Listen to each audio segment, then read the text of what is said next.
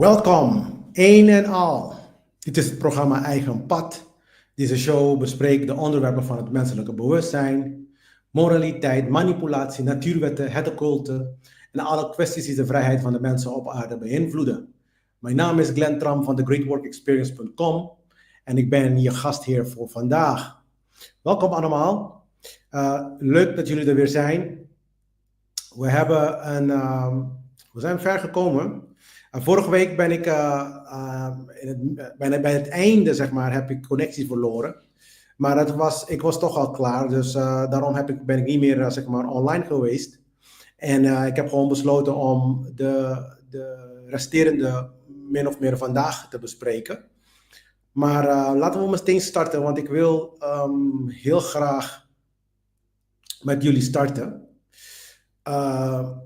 Even de sheets erbij pakken. Ja, dankjewel. Dus mijn materiaal, mijn werk, thegreatworkexperience.com. Daar vind je van alles en nog wat. Ik zou iedereen aanraden om daar naartoe te gaan om ook meer te weten. En ook eens, zeg maar, volg Pika Pika platform hier. Dan krijg je altijd berichten over mijn presentaties, et cetera. Dus ja, dankjewel. Dus zodoende. Dit is mijn boek Anarchos. Men moet gaan begrijpen dat anarchie de enige oplossing is. Mijn punt hierin is dat ik raad iedereen aan om dit boek aan te schaffen. Ik heb al heel veel van dit soort boeken van dit boek heb ik verkocht in de loop der jaren. De eerste editie. De tweede editie die gaat nog. Ik denk dat mensen die de eerste editie hebben gekocht, die gaan natuurlijk niet de tweede editie niet kopen. Maar die tweede editie heb ik een aantal dingen aangepast. De taalgebruik een beetje verbeterd. Ik heb een nieuwe. Ja, ik heb nu meer financiële middelen. Dus ik heb iemand ingehuurd om de taalgebruik ook aan te passen. Je moet ook voorstellen, ik moet het in 3 talen doen. In het Engels, Nederlands en Spaans. Dus daarvoor, bij de eerste editie heb ik het ook gedaan. Maar ik heb betere editors kunnen vinden. Mede ook dankzij betere platforms. Vroeger, een aantal jaren geleden was dat anders dan nu. Dus, maar goed, ik heb betere mensen ook die beter kunnen gaan kunnen vinden met plaatjesmanipulatie en dat soort dingen. Dus dan zie je ook dat ik heb ook een facelift gegeven. Maar ik moet hier altijd even stoppen om uit te leggen dat dit gaat om niet anarchie in de manier hoe wij dat hebben geleerd. Dat is dus chaos. Ja? Maar het heeft juist andersom. Dit is orde. Ja? Ze hebben het, wanneer je dan zeg maar jouw leringen en ideeën gebracht had over anarchie, is het altijd gekoppeld geweest met chaos. Maar dit is totaal het tegenovergestelde, want anarchie is de oplossing en het is ook de orde die wij zoeken. Daarom wordt het op vele manieren wordt het dan zeg maar zwart geschilderd en weggeduwd van jouw bewustzijn, omdat men wil niet dat je dit, en als ik zeg men is alle regeringen, alle instanties van de wereld, die wil niet dat je dit omarmt. Omdat het rechtstreeks tegenover hun macht staat. Ja? Anarchie is juist koningschap van het zelf. Ja? Dus daar gaat het over. En het kan niet gebeuren, het kan nooit plaatsnemen. Dit kan nooit leven ingeblazen krijgen als wij niet moreel zijn. En met al mijn materiaal gaat het over moraliteit en het gaat over hoe je als mens deze staat van morele staat kan bereiken. Ja, we kunnen het nu nog steeds bereiken. Ja, goedenavond Anna. Goedenavond. Dus dan weet je dat mensen. Dit is mijn boek. Aanschaffen, het kost 7 euro. Ja, als je de papieren versie wil hebben, de softkaft.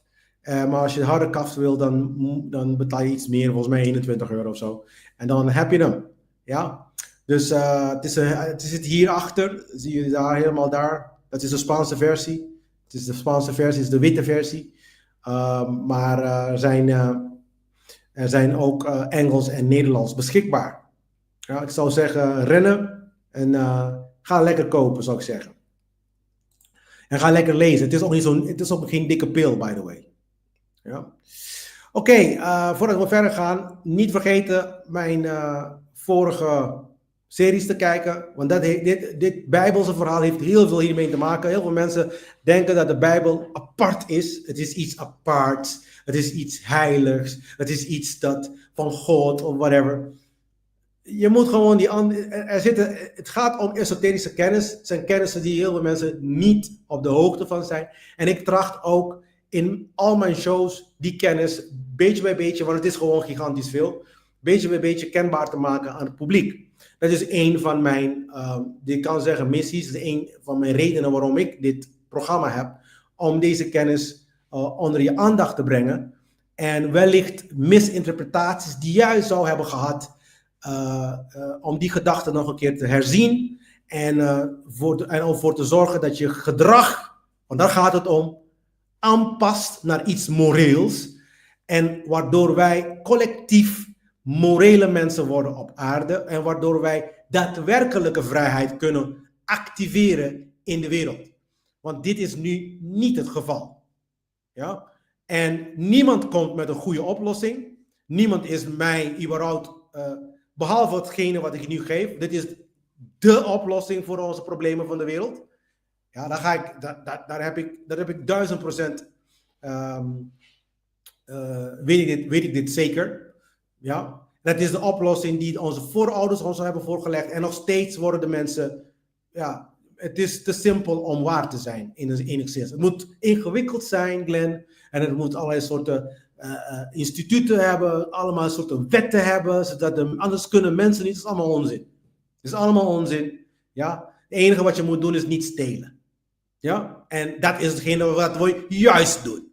Elke keer, en deze instanties maken het echt juist meer mogelijk. Alleen, het is niet eens zo duidelijk voor ons. We stelen zo graag en zo vaak, dat we niet eens meer weten dat we aan het stelen zijn. Dat is het probleem. Ja, en dat is de wakkerwording die men bedoelt. Niet die onzin van... ik weet het niet. Tegenwoordig heb je van die New Age bullshit, noem ik dat. En dan gaan ze dan praten over wat betekent wakker worden. Dat is het niet. De wakker worden betekent dat wij zo in automatisme stelen, in automatisme immorele wezens zijn, dat we denken dat we nog steeds goede mensen zijn. En het moment van wakker worden is het moment dat je beseft van, hé, wacht even. Ik doe het wel, maar dit is niet goed. Ja?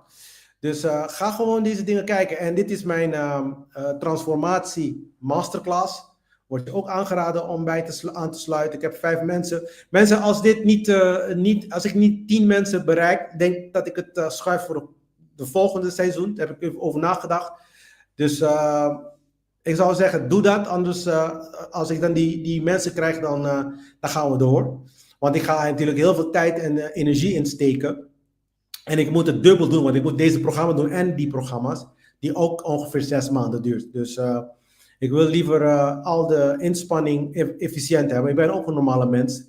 En dus ik wil gewoon dat even duidelijk maken. Dus ik heb nu een aantal mensen en ik wil richting 10 komen. Want ik wil sowieso een kleine groepje waar ik dan kwalitatief aandacht kan aan besteden. Oké? Dus dat, als het zo doorgaat, dan aanmelden bij mij. info@thegreatworkexperience.com. En je kan je daar, zeg maar, je donaties aanmaken. Dankjewel, Eva. Eva is altijd zo actief, vindt het leuk. En wie heeft Jezus vermoord? Nou, dit is dan de Statenvertaling. Dat is de vertaling van de Gereformeerde Kerk. Ja. Dat is een van de vertalingen van het Nederlandse taal. En daarin staat wat daadwerkelijk bedoeld wordt in die vertaling. Dat is van 1637. Want wij hebben den strijden niet tegen vlees en bloed, maar tegen overheden. Ja? Ik heb het daar vet gedrukt en in het rood gezet, zodat jij dan zegt, maar ga maar even nadenken daarover. Want ik wil gewoon dat je begrijpt dat dit was het probleem, was het probleem, is het probleem. En als we zo door blijven gaan, zal altijd het probleem zijn. Ja? En je kan, zoals Einstein het zegt, je kan een probleem niet oplossen met hetgene die het probleem veroorzaakt. Ik zeg het nogmaals. Je kan een probleem niet oplossen met hetgeen die het probleem veroorzaakt. En we weten dat de probleemdoeners zijn de overheden. Die zijn de corrupte en ook degene die je denkt dat niet corrupt zijn. Alles wat te maken heeft met overheden in het algemeen creëert problemen. En dan kan je het niet oplossen met hetgene wat het probleem veroorzaakt. En ik weet en ik hoop dat wij als mensheid dit nu gaan beginnen in te zien. Maar goed, niks is nieuws onder de zon dus. Ja, niks is nieuws onder de zon. Alles wat ik vandaag ga bespreken was zo, is zo en zal zo zijn. In eeuwige der eeuwigen. Wij hebben niks uitgevonden. Wij hebben op zijn hoogst herontdekken we technologieën. Ja. Mensen zijn niet de creatoren van technologie en dat soort dingen. We krijgen het en wij, enigszins ga je dan het uitvoeren in de wereld. Niks dat je hebt, niks dat je denkt überhaupt, kan je zeggen dat het van jou is in terminologieën van eigendomschap. Ja? Dat je wordt gekozen voor bepaalde ideeën. De keuze is aan jou om te doen en mee laten wat je wil. Dus dan, waarheid is objectief. Het was altijd zo, het is altijd zo. De zon komt op, gisteren was het zo, vandaag is het zo, was het zo en morgen zal het ook zo zijn. En in de eeuwigheden. Ja? Dus laten we elkaar, zoals ze zeggen, geen mietje noemen. Begrijp dit gewoon nou eenmaal. Dat waarheid objectief is, niet mijn waarheid. Mijn waarheid bedoelen, betekent opinie. En opinie is niet per definitie waarheid. Of waarheden zelfs. Ja? Dus je moet heel goed opletten en oppassen. Hoe je dan je taal op deze manier gebruikt. Ik bedoel, ik ben niet de meest taalvaardig in deze wereld. Ja? Misschien zelfs niet eens op Curaçao. Ja, helemaal niet in Nederland. Ja? Ik kan het verschillende talen kan ik dan spreken wel. Ja? Maar ik wil wel duidelijk maken dat als ik taal gebruik, ik probeer zo positief en zo goed mogelijk met de taal om te gaan naar mijn kennen en kunnen. Ja? Dus gebruik dingen niet zoals jouw opinie, alsof je bedoelt dat het jouw waarheid is. Want dan ga je jezelf foppen en voor de gek houden. Het is hetzelfde als je zegt ook van, regeringen, die hebben we nodig. Of dat soort taalgebruik, of belastingen is nodig. Het is niet stelen. Ja, regeringen, je moet het noemen bij zijn naam. De slavensysteem. Zodat mensen beginnen te wennen aan die woordgebruik. Zodat je incomfortabel voelt. Zodat je stopt ermee. Want daar gaat het om. Het gaat in de termen. Het heeft niks te maken met woordgebruik. Het heeft te maken met je vervolgstappen. In actie nemen. De juiste acties nemen. Dus als jij iets daadwerkelijk hebt geleerd en als je iets daadwerkelijk snapt, dan is je acties anders. Begrijp je dat nou?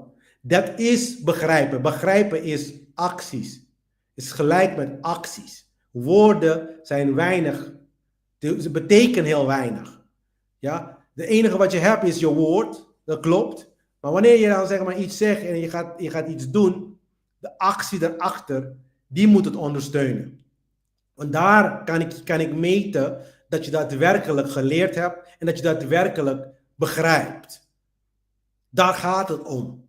Het gaat niet om die woorden, mooie woorden heb ik niks aan. Ja? Je kan wel zeggen tegen mij van, we vieren vrijheid van de mensen. Hoezo vrij dan? Ik zie niet in de acties. Ja? We zijn vrijer of liberaler dan vroeger. Dat betekent 1 vierkantje mogen we in een vierkantje, nu mogen we in 2 vierkantje. Maar slaven zijn we nog steeds. Snap je dat? Dus dan hebben we niks geleerd. Dan zijn we nog niet daar. En dit is de laagste staat van een mens. Luister wat ik zeg, dit is het. Dit is de laagste staat van een mens. Lager heb je niet eens. Dit is letterlijk het laagste. Dan pas kan de ware ontwikkeling van de mensheid beginnen, starten. Als jij denkt dat deze technologieën heel veel is, ik zeg wel, het heeft wel wat, maar dit is de laagste staat. Het laagste wat we kunnen bereiken, het laagste wat er is. Ja? De hogere wezens die lachen zich kapot. Zelfs onze technologie is ancient. Is ancient in hun terminologieën. Dus dat betekent nog ouder dan wij denken dat het oud is. Ja? Dus laten we gewoon beginnen en starten met de echte evolutie. En dat begint bij moraliteit. Daar begint alles. Niet bij ethiek ook. Ethiek is cultureel gebonden. Ja? Dus ik wil dat mensen ik probeer zo goed mogelijk te articuleren en dit soort concepten uit te leggen. Want er is nu tijd aangebroken dat wij deze dingen begrijpen. En dat wij dan zeg maar gaan acteren en op de juiste manier handelen. Wij zijn degene die zeg maar verandering moet brengen. Het komt niet vanuit Jezus en vanuit de lucht. Het komt niet vallen in je schoot.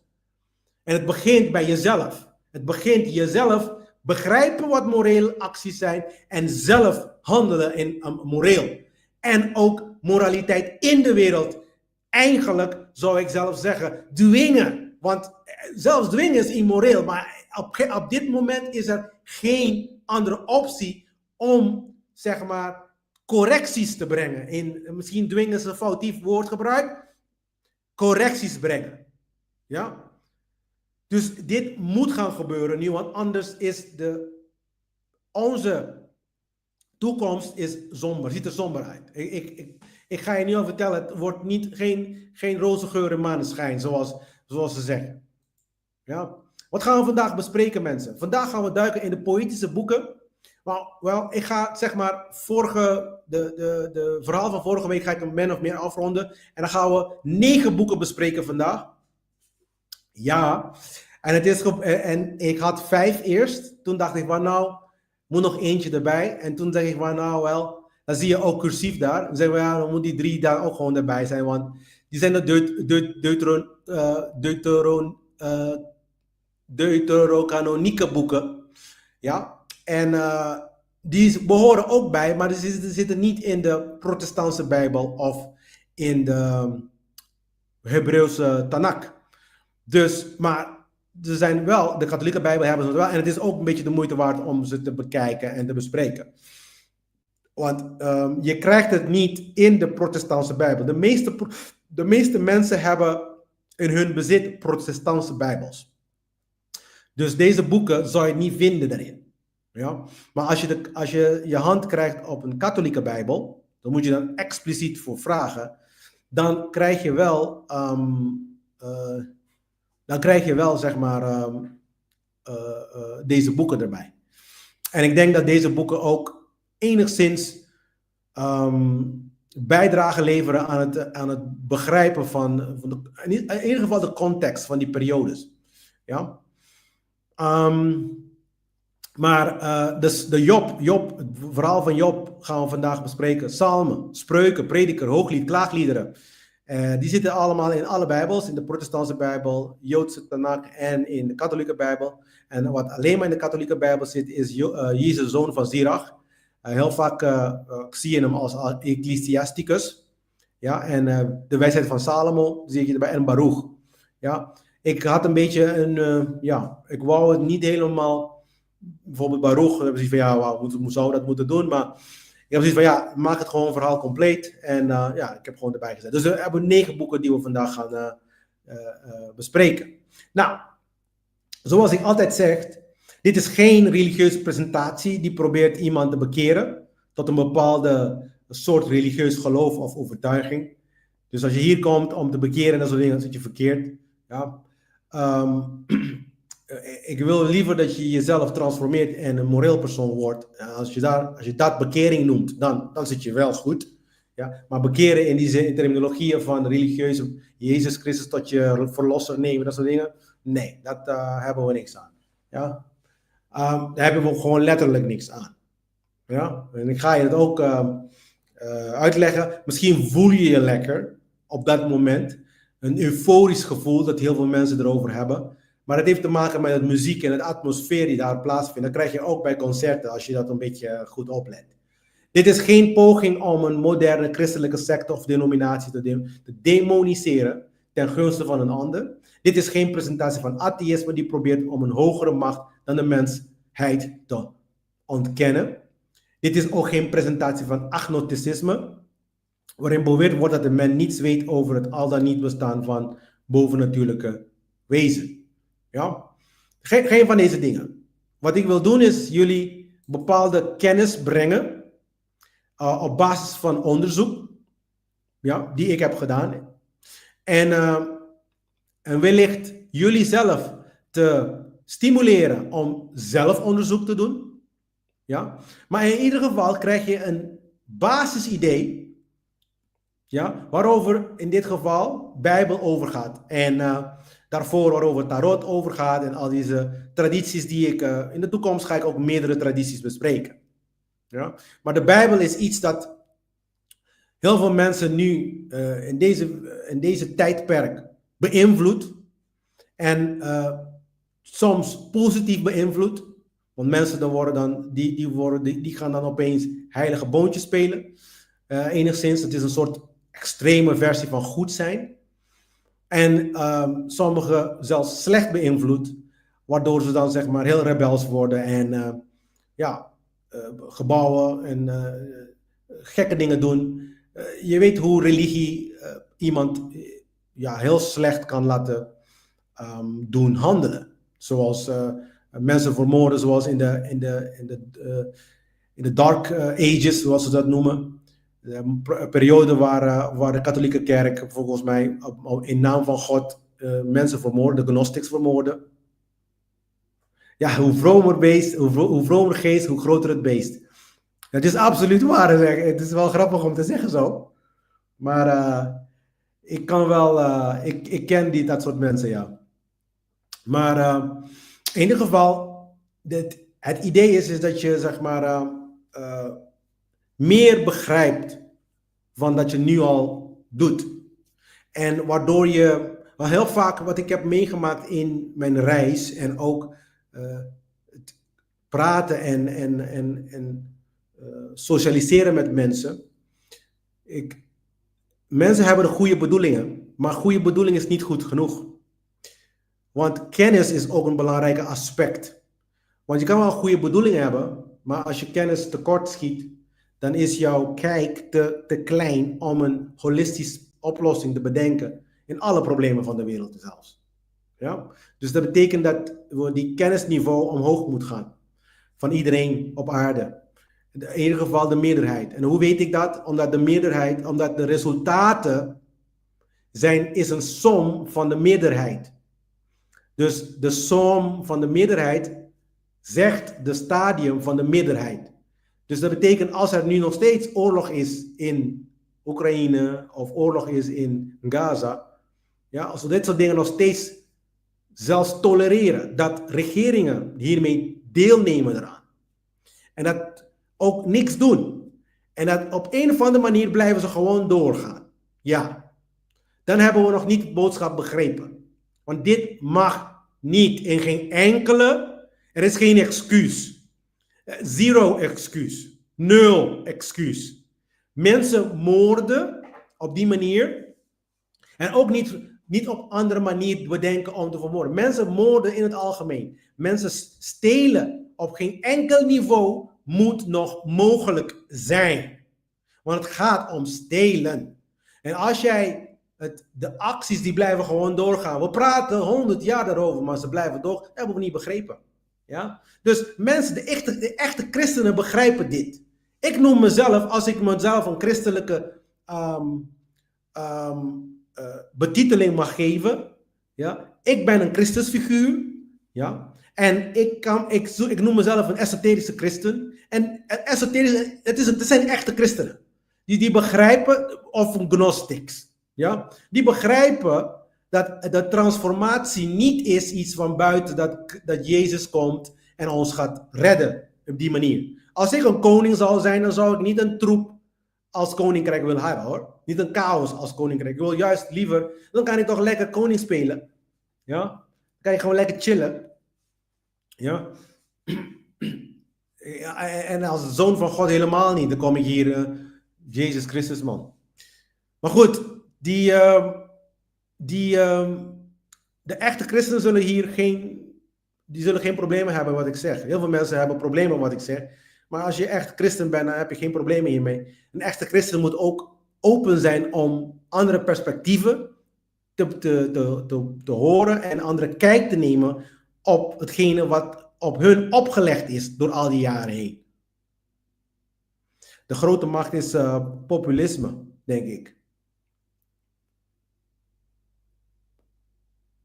Ja, als ik goed begrijp wat je bedoelt, Anna, is dat de meerderheid van het publiek, die hebben uiteindelijk de macht, ja. Maar het lijkt niet zo. Het is niet eens 1% aan de macht. Door constructies zoals regeringen. En hun bepalen gewoon. En hun zeggen, ja, we doen namens de publiek. Nee, zelfs als je een echte democratie wil introduceren, ja, dan kan je het toch doen via technologie. Dat je dan letterlijk bij elke besluit een notificatie stuurt aan iedereen zijn machine. Maar dan komen ze van, ja, maar het is niet veilig. Hoezo niet veilig? Je hebt toch, je moet alleen maar weten, is iemand Nederlander? En klaar. Dat is het enige wat je nodig hebt. Je hebt de namen niet nodig, je hebt niks nodig. Ik ben een techneut, hoor. Ja? En je kan het gewoon verwezenlijken als je dan praat over echte democratie. Ik denk echt dat democratie een van de grootste slavensystemen is zelfs dan andere typen. Want nu moet je partner worden van de slavenmeester. Zolang deze mensen aan de macht zijn, zolang dat gebeurt, dan zijn we niet vrij. We zijn in ieder geval niet volledig vrij. En de geest van de mens moet volledig vrij zijn. Anders kan hij niet zijn volledige potentie eruit halen. Maar goed, de tijdlijn. Ja, we zijn begonnen bij de schepping. We hebben gesproken daarover. We hebben gehad over de tijdperk van de aartsvaders, Abraham, Isaac en Jacob. Ja, we hebben gehad over de Exodus. Het is de plek waar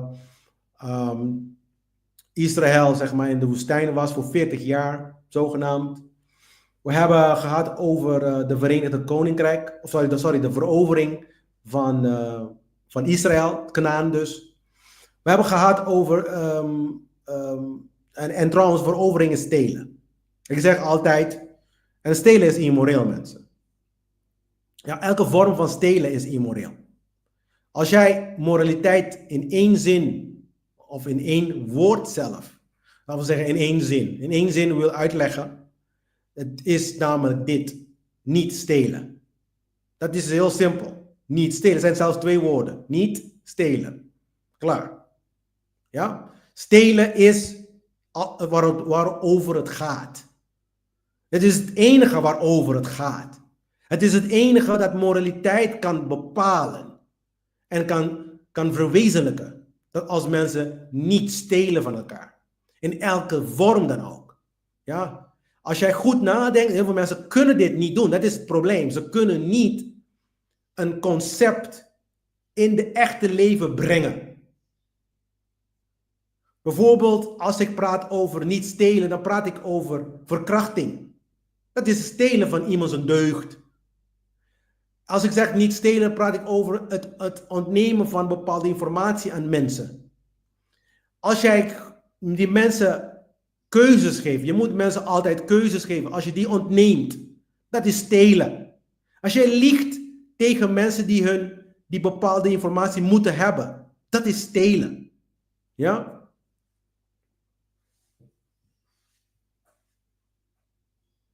En in de VS, de persoon met gouden hotels, etc. Ik zie populisme dat de meerderheid in Nederland voor die zogenaamde blonden hebben gestemd. En in de VS de personen met gouden hotels. Ja.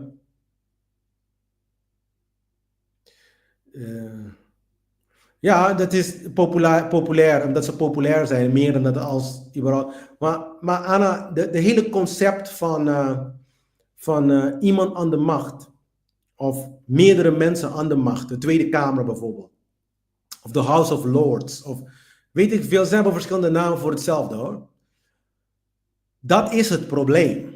Want je geeft eigenlijk jouw soevereine macht, je soevereiniteit, geef je over aan deze mensen die totaal geen interesse hebben om jou.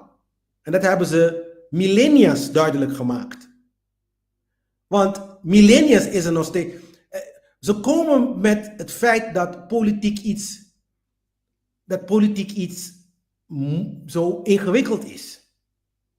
Als mensen gewoon iets stelen, is niks ingewikkeld. Een kind kan de was doen.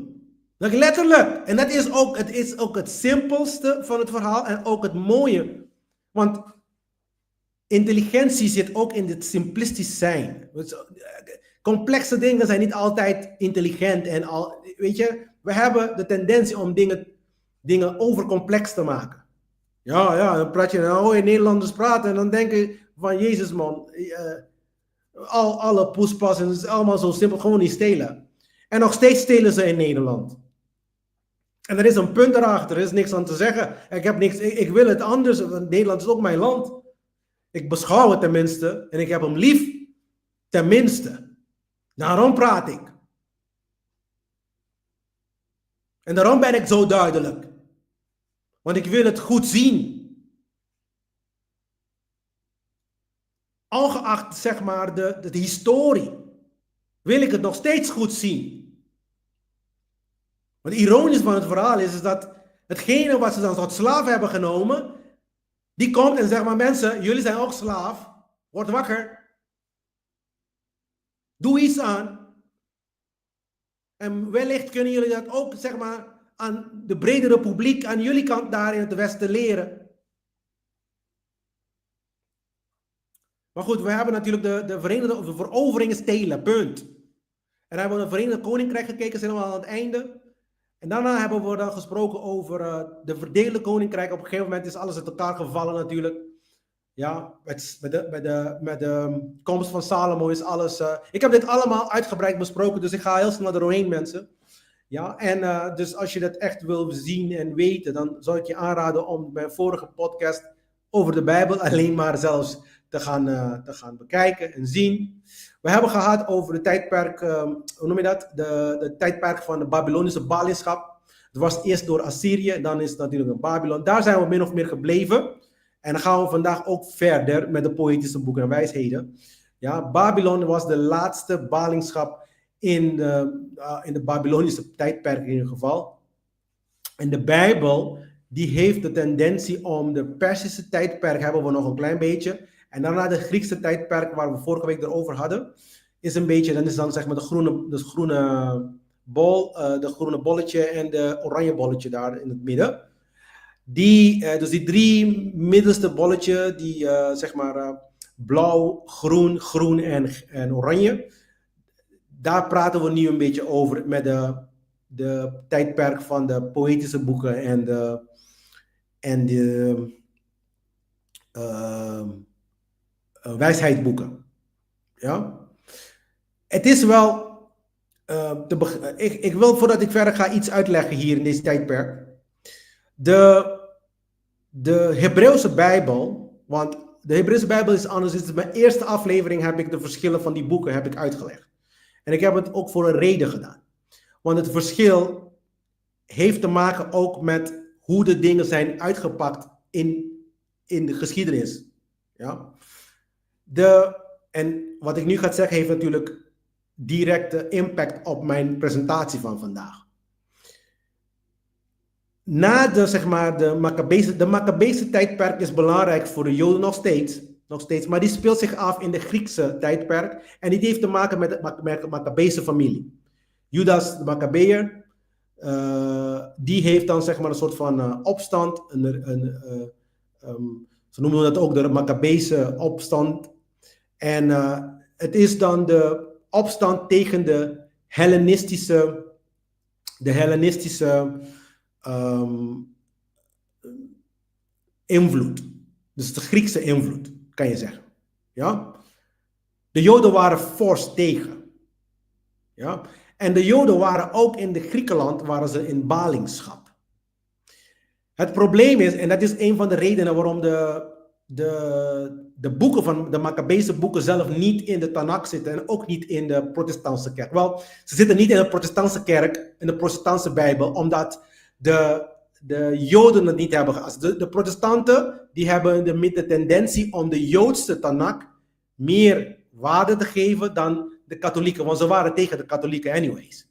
Ja, ze waren toch tegen de katholieken, hebben zoiets van ja, we gaan die boeken van de katholieken helemaal niet accepteren. Maar het Griekse tijdperk mist. En een klein beetje van, wel, je krijgt in Esther en Ezra en Nehemia, dat zijn de boeken die ik daarvoor ook heb besproken. Daar praten ze over de Persische tijdperk en daarna kwam de Griekse tijdperk. In de Griekse tijdperk heb je heel weinig. Ja, en wat je hebt is beperkt in de Tanakh.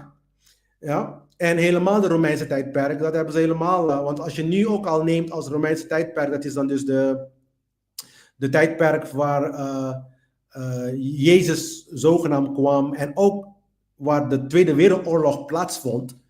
Dat is een tijdperk dat ze eigenlijk niet mee heel zo min mogelijk geassocieerd willen worden. Dus in essentie, de Joden zijn nog steeds in ballingschap. Ja. Ja, maar nu zitten ze natuurlijk na de Tweede Wereldoorlog, hebben ze dan Israël teruggekregen als land. Dus ik wil een beetje een context brengen. Wat er gebeurd is dat in de Maccabeese tijdperk, daar waren de Maccabeese familie, de Maccabeese dynastie, de Maccabeese, die waren corrupt geraakt. Want die gingen wel afspraken maken met de Grieken, et cetera. Dus al die boeken die dan als apocryfe boeken wordt gezien vanuit de Joodse perspectief, dat zijn de deuterocanonieke boeken. Vanuit de katholieken. Het zijn dezelfde boeken, de terminologieën zijn anders. Deuterocanoniek betekent de tweede kanon. Dus dat betekent dat voor de katholieke kerk zijn deze boeken heilig. Ze zijn vanuit God gekomen. En volgens de protestantse, eigenlijk volgens de Joodse, en omdat het volgens de Joodse apocryfe boeken zijn, dan is het ook voor de protestantse kerk apocryfe boeken. Apocryf komt volgens mij uit het Griekse woord en dat betekent het apocrypha en dat betekent net als occult, zijn hidden, zijn gescholen. Ja, ze zijn niet openbaar. Ja, ze zijn uit het zicht. Ja, dus ze zijn occulte kennissen. Dus eigenlijk, ik zou zelf zeggen, als je mij vraagt, zou ik apocrypha met occult als synoniem beschouwen zelfs. Ja, dus dat moet duidelijk worden, dat moet je begrijpen. Dus de rabbijnse Jodendom is dan in dit tijdperk vooral uit elkaar gegaan van de Maccabeese dynastie. Ze hebben afstand genomen. Daarom, Hanukkah wordt gevierd, maar Hanukkah is de reiniging heeft te maken met de reiniging van de tempel. In deze periode. Ja? Maar het is niet in de Tanakh. Dus de teksten zijn niet in de Tanakh. Hoe komt het dat er dan zeg maar een bepaalde periode is die wordt gevierd, die niet in de Tanakh zit, maar het wordt wel gevierd en die alleen maar in de katholieke kerk zit. Snap je? Dus, want het was in de Talmud. Dus ze hebben deze boeken, voor de Joden is het wel niet de belangrijkste. Ze zeggen gewoon, ja, het zijn boeken die we van kunnen leren. Ja, maar het zijn zijn geen kanonboeken. Het zijn niet officieel door God, zeg maar, gegeven aan ons. Het zijn geen heilige boeken. Het zijn leerboeken dan. Zo zijn geworden voor deze denominaties. Dus begrijp dit heel goed. Waardoor deze Maccabeense tijdperk min of meer, je kan zeggen, aan de kant gezet wordt. Maar voor de Maccabeërs natuurlijk was in Maccabeen 1 en Maccabeër 2, waar ik vorige week erover had, de strijd is, het hele concept is de strijd. De strijd tegen de Hellenistische gedachtegang. En deze boeken ook, de apocryfe boeken, wat we dat noemen, die hebben heel veel Griekse invloed. En de andere boeken zijn, en ze waren ook in het Grieks geschreven. De andere boeken zijn Hebreeuws van aard. En die hebben niet de Hellenistische gedachtegangen erin. Je kan een beetje nadenken dat heel veel van die gedachtegangen in die quote-unquote nieuwe boeken, die hebben gedachtegangen van Plato, Socrates, weet je wel, dat soort type mensen. Ik heb zelfs een boek gelezen, het heet Maimonides.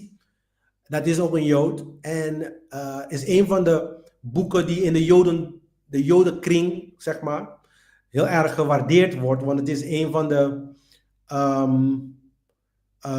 auteurs die heeft dan, zeg maar, de platonisme, zeg maar, de manier van denken van Plato overgenomen, maar samengevoegd in de Jodendom. Nou, je gaan wel begrijpen dat de orthodoxe Jodendom absoluut dit niet wil. Ja? Dus, en dit is de reden waarom een aantal boeken wel in de katholieke kanon zit en een aantal boeken niet in de katholieke kanon zit. Dat zegt niet dat de Joden, zeg maar, de Griekse periode helemaal aan de kant zetten en ook niet de Romeinse periode, natuurlijk, want dit zijn geschiedenis. Dus dat wordt sowieso meegenomen in hun geschiedenis, maar de rabbijnse die gingen focussen meer in terminologieën van theologie en wet, ja, dan in terminologieën van geschiedenis. Ja? De mensen je hebt dan eigenlijk, kan je zeggen, minimaal 2 soorten Joden. De ene zijn wat meer orthodox en die zien ook de verovering als heel iets anders dan degene die dan, zeg maar, beide die denken nog steeds dat Israël van hun is, daar niet van. Maar de ene die denkt meer van, laat God bepalen wanneer we teruggaan naar het land. Ja? En dat zijn de rabbijnse versie, die dan dus ook Maccabeërs en de Maccabeese dynastie afstoten. En dan heb je dan, zeg maar, de rabbijnse, de Maccabeërs die zeggen van, we gaan met geweld gaan we. En dat is ook de reden, daar gaan we later over hebben, in de Romeinse tijdperk, wanneer de zogeheten Jezus naar voren kwam, dat de Joden hebben zoiets van, ja, maar de Messias die komt om ons te bevrijden van de onderdrukkers. Waarom bevrijd je ons niet van de onderdrukkers, in dit geval de Romeinen, en Israël herzet en hersticht als een soeverein land? Dat was de hele koek en ei. En daarom hebben de Joden tot de dag van vandaag die Jezus niet genomen als hun quote-unquote verlosser. Ja? Want hun denken dat hun Messias die komt hun bevrijden. Niet de wereld, hun bevrijden van. Dat de christenen iets anders ervan hebben gemaakt, dat gebruiken ze als extraatje. Maakt hun leven makkelijker. Ja? Voor hun agenda die ze dan aan het uitvoeren zijn. Ja? Ik heb zoiets van, niemand heeft, niet de christenen, niet de moslim, niet de Joden, niet de boeddhisten, geen religie, die moet geen enkele vorm van geweld en geen enkele vorm van stelen promoten op geen enkele manier. De religie is bedoeld om mensen tot één te brengen met de heilige, met goddelijke. En bij uitstek het goddelijke in jezelf. Dat is hiervoor bedoeld. Dat is hetzelfde als je zegt dat het yoga is. Yoga is één maken van jezelf met het kosmos. Dat is het. Er is niks anders daaraan. En dat wij, zeg maar, hebben gemaakt voor politieke redenen om onze eigen fucking agenda door te drukken in de wereld. Dat is omdat wij nog steeds naïef zijn en te gelovig zijn in deze mensen en partijen. Ja? Dus, dit is de context van dat de boeken niet erin zitten, ja of nee, van de Maccabeese tijdperk, is het Griekse tijdperk eigenlijk zelfs. Ja? En dit is de reden waarom het niet zit in de protestantse kerk, althans volgens mijn onderzoek natuurlijk. Ja? En ik weet het bijna 100% zeker dat het is, want in elke tijdperk,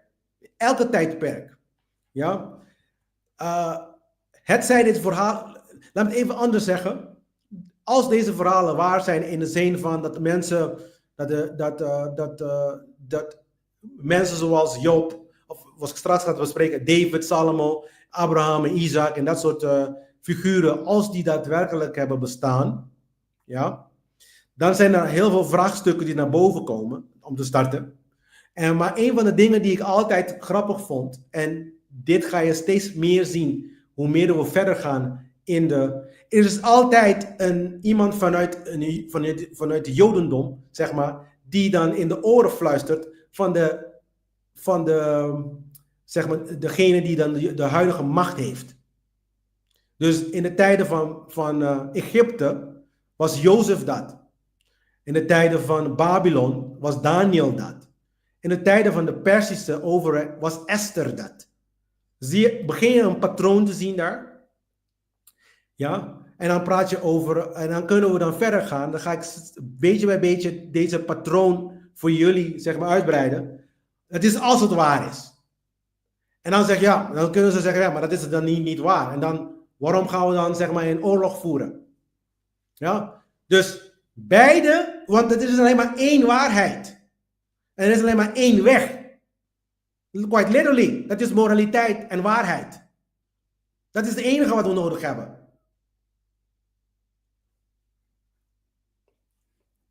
Maar goed, vandaag gaan we verder daarin. Dan gaan we volgende week starten met de Romeinse tijdperk. En vandaag gaan we, zeg maar, het afronden met de poëtische boeken en de wijsheidboeken. Maar ja, en dan gaan we dan de Romeinse tijdperk in en dan gaan we de vroegere kerk in. Want die twee tijdperken zitten zeker zo'n honderden jaren ertussen. Ja, er is geen één boek. En dan luister wat ik zeg hier. Want dit wat ik ga nu zeggen, gaat heel veel mensen dwars, vooral de christenen, dwars zitten. Ja? Er is niet eens één boek. Niet eens één in de Bijbel. En zover ik het zelf zie, buiten de Bijbel. Geen één boek die daadwerkelijk in de daadwerkelijke wereld, in de realiteit, niet in je fantasiehoofd, maar in de daadwerkelijke wereld. Geen één boek in de Bijbel die geschreven is tijdens de zogenaamde verhalen, zeg maar, tijdens de zogenaamde, zeg maar, komst van de eerste komst van Jezus Christus. Ik hoop dat je me begrijpt wat ik net heb gezegd. Niet eens één. Probleem is, je hebt nooit onderzoek gedaan. Niet eens één boek. Één boek. In de Bijbel. Die op dezelfde moment geschreven is toen Jezus rondliep op aarde. Niet eens één. Alles is van horen zeggen. Net als we nu de Bijbel lezen en van horen zeggen dat Salomo bestond, David bestond, wie nog meer? Abraham bestond en al die dingen. We moeten maar gewoon geloven. Gewoon aannemen. En er is gewoon geen bewijs. Ja, maar er is archeologisch bewijs, Glenn, dat er de Babylon bestond en dat de verhalen van Babylon en er is archeologisch bewijs, Glenn, dat Griekse, hou je kop dicht. Wat je mij net hebt verteld, is dat er bewijzen zijn van de plekken, niet van wat er gebeurd is. Ja, er zijn gebeurtenissen die zijn gebeurd, die zijn gedocumenteerd. En die zijn niet de verhalen van wat in de Bijbel staat. Ja? Er zijn een aantal dingen die daadwerkelijk zijn gebeurd, zoals de zondevloed. Er is verschillende bronnen die daar zelfs... maar niet alles wat je van deze figuren van Abraham, Isaac, Jacob... Die figuren, die karakters. Ja? Niks. Niks. Het is hetzelfde als je tegen mij zegt van... Glenn... Er is bewijs... Laat me het even zo zeggen. Dit is de logica die mensen gebruiken. Ja, om dingen te bewijzen. Spider-Man... Die neemt plaats in New York. Niet omdat men... bewijzen hebben gekregen van New York... betekent dat Spider-fucking-Man bestond. Begrijp je dat nu? Ik hoop dat ik duidelijk ben nu. Dit is het probleem met mensen.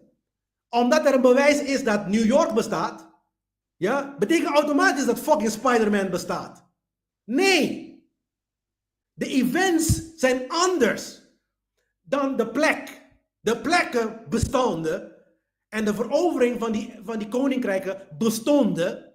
Maar dat betekent niet automatisch dat wat in de Bijbel staat exact hetzelfde is gebeurd. En dat het allemaal zo goed, dat ik dan zo goed gelovig moet zijn om te geloven dat deze Joden het allemaal het beste willen voor ons allemaal. En dit is geen antisemitische uitspraak. Integendeel, dit is een uitspraak voor het uitdagen, voor het uitzoeken van waarheid. En dan kom je op de conclusie dat deze zijn gewoon mensen, zoals jij en ik. Ze zijn niet uitverkoren door een fucking God. Daar wil ik daar komen. Het is hetzelfde als elke Nederlander die in het land loopt. Het is dezelfde mensen zijn het. Die ook fouten kunnen maken. Ja? Die ook kunnen stelen. En die ook kunnen rouw tonen. Maar ze moeten het wel doen. Net als Nederland het moet doen. Net als elk persoon op fucking aarde die één keertje in hun leven een fout hebben gedaan. Die dat moeten gaan doen. Dat is waar we dan gaan moeten. En niet gewoon blindelings dingen gaan doen die deze mensen en niemand vragen om te doen. Dat is het probleem van onze huidige wereld eigenlijk. Dit zijn natuurlijk de koninkrijken waarover ik het had net. En we zitten nu in Romeinen 2, helemaal beneden. Want Rome is nog steeds alive and kicking. Ja, het leeft nog. Rome is niet veroverd. Rome, we leven in Rome, in de Romeinse tijdperk. We gebruiken allerlei soorten structuren en systemen van Rome. Rome was het. Ja, nu weet je dat. Dit is het tijdperk van de vorige week dat ik over heb gehad. Jesaja, dus de profeet. Israël is eerst gevallen in dit is de ballingschap eigenlijk in het kort uitgelegd. Dit heb ik vorige week uitgebreid uitgelegd, mensen. En ik ga niet zoveel tijd erover nemen nu. Maar in ieder geval, Assyrië was eerst. Assyrië is overgenomen door Babylon. Maar in die periode van Assyrië is Tobit. Tobit is dan besproken. En dan Babylonië. Daniel, de boeken van Daniel en Nebuchadnezzar en dat soort dingen. Die zijn dan gespeeld in de Babylonische tijdperk. Dat is dan Daniel daar. Dan heb je dan Judith ook. Dan heb je dat ook. Maar Judith is een apocryfe boek. Ja? Het is vanuit, als een protestant of als een Jood praat over deze boeken, hun zullen altijd zeggen apocryfe boeken. Ja, ik kan het niet eens uitspreken, apocryfe. Maar goed, je begrijpt wat ik bedoel. En een katholieke persoon, die zou deze boeken benoemen deuterocanonieke boeken. Deutero bedoelen ze de tweede kanon, de tweede kanon. Deutero is volgens mij Grieks voor tweede. Ja? Het is de tweede kanon. Ja? Maar het zijn dezelfde boeken. De ene noemt het anders dan een andere, maar het zijn dezelfde boeken. Begrijp je dat? Dus ik hoop dat dit duidelijk is. Dus, en ik ben geen van beide. Ik ben nog een Jood, nog een protestant en nog katholiek. Dus, en ik ben ook nog agnostisch, nog atheïstisch. Ik ben, dus ik ben geen van die dingen. Ja? Ik ben een persoon, ik ben een mens van vlees en bloed, die kennis tot zich neemt en die moreel wil zijn en is. En zal zijn. Tot in de eeuwigheid. Zodat wij daadwerkelijk vrij kunnen. En ik ben vrij. Al deze labels en al deze etiketjes heb ik niks aan. Ja? Ik heb letterlijk niks aan. Niemand heeft iets aan eigenlijk. Ja? De enige wat je zegt is, ik ben beperkt aan mijn kennis. Ja, ik ben een christen. Ja, ik ben beperkt aan je kennis dus. Ja, ik ben moslim. Ja, beperkt aan kennis. Ik ben een jood. Ja, beperkt aan kennis. Ja? Dat zijn allemaal labels die jou eigenlijk... Als je een christen bent, hè, in hun boeken noemen ze de christenen schaapjes. Ja? Dus als je je christen noemt, dan ben je een schaap. Op basis van je eigen fucking woorden in de Bijbel. Die jij gelooft in. Ja? Dat Jezus zegt, ik ben de herder, jullie zijn mijn schapen. Met andere woorden, ik ben jullie meester en jullie zijn mijn slaafjes. Daar gaat het om. Een Jezus figuur, ja, die is geen slaaf.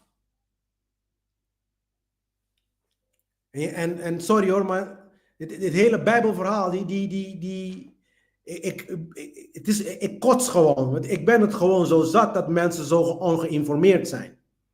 Ja? Laten we het even anders zeggen. In de geschriften zitten heel veel moord. En heel veel dingen over slavernij. Dat andere mensen tot slaaf nemen. Ja? Je gaat maar niet vertellen dat God dat wil. Dat ga je maar niet vertellen. Dan is die God geen goed God. Dan is die God geen God zelfs. God is niet partijdig.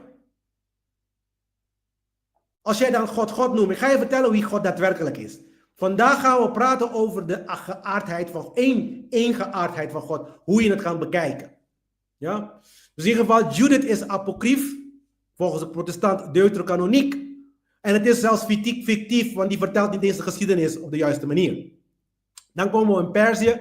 In Perzische tijdperk had je dan Esther. Esther die fluisterde in de oren van de koning, Xerxes. En dan krijg je de terugkeer naar Israël en voornamelijk Juda. En dan krijg je dan Zerubabel die dan opdracht kreeg om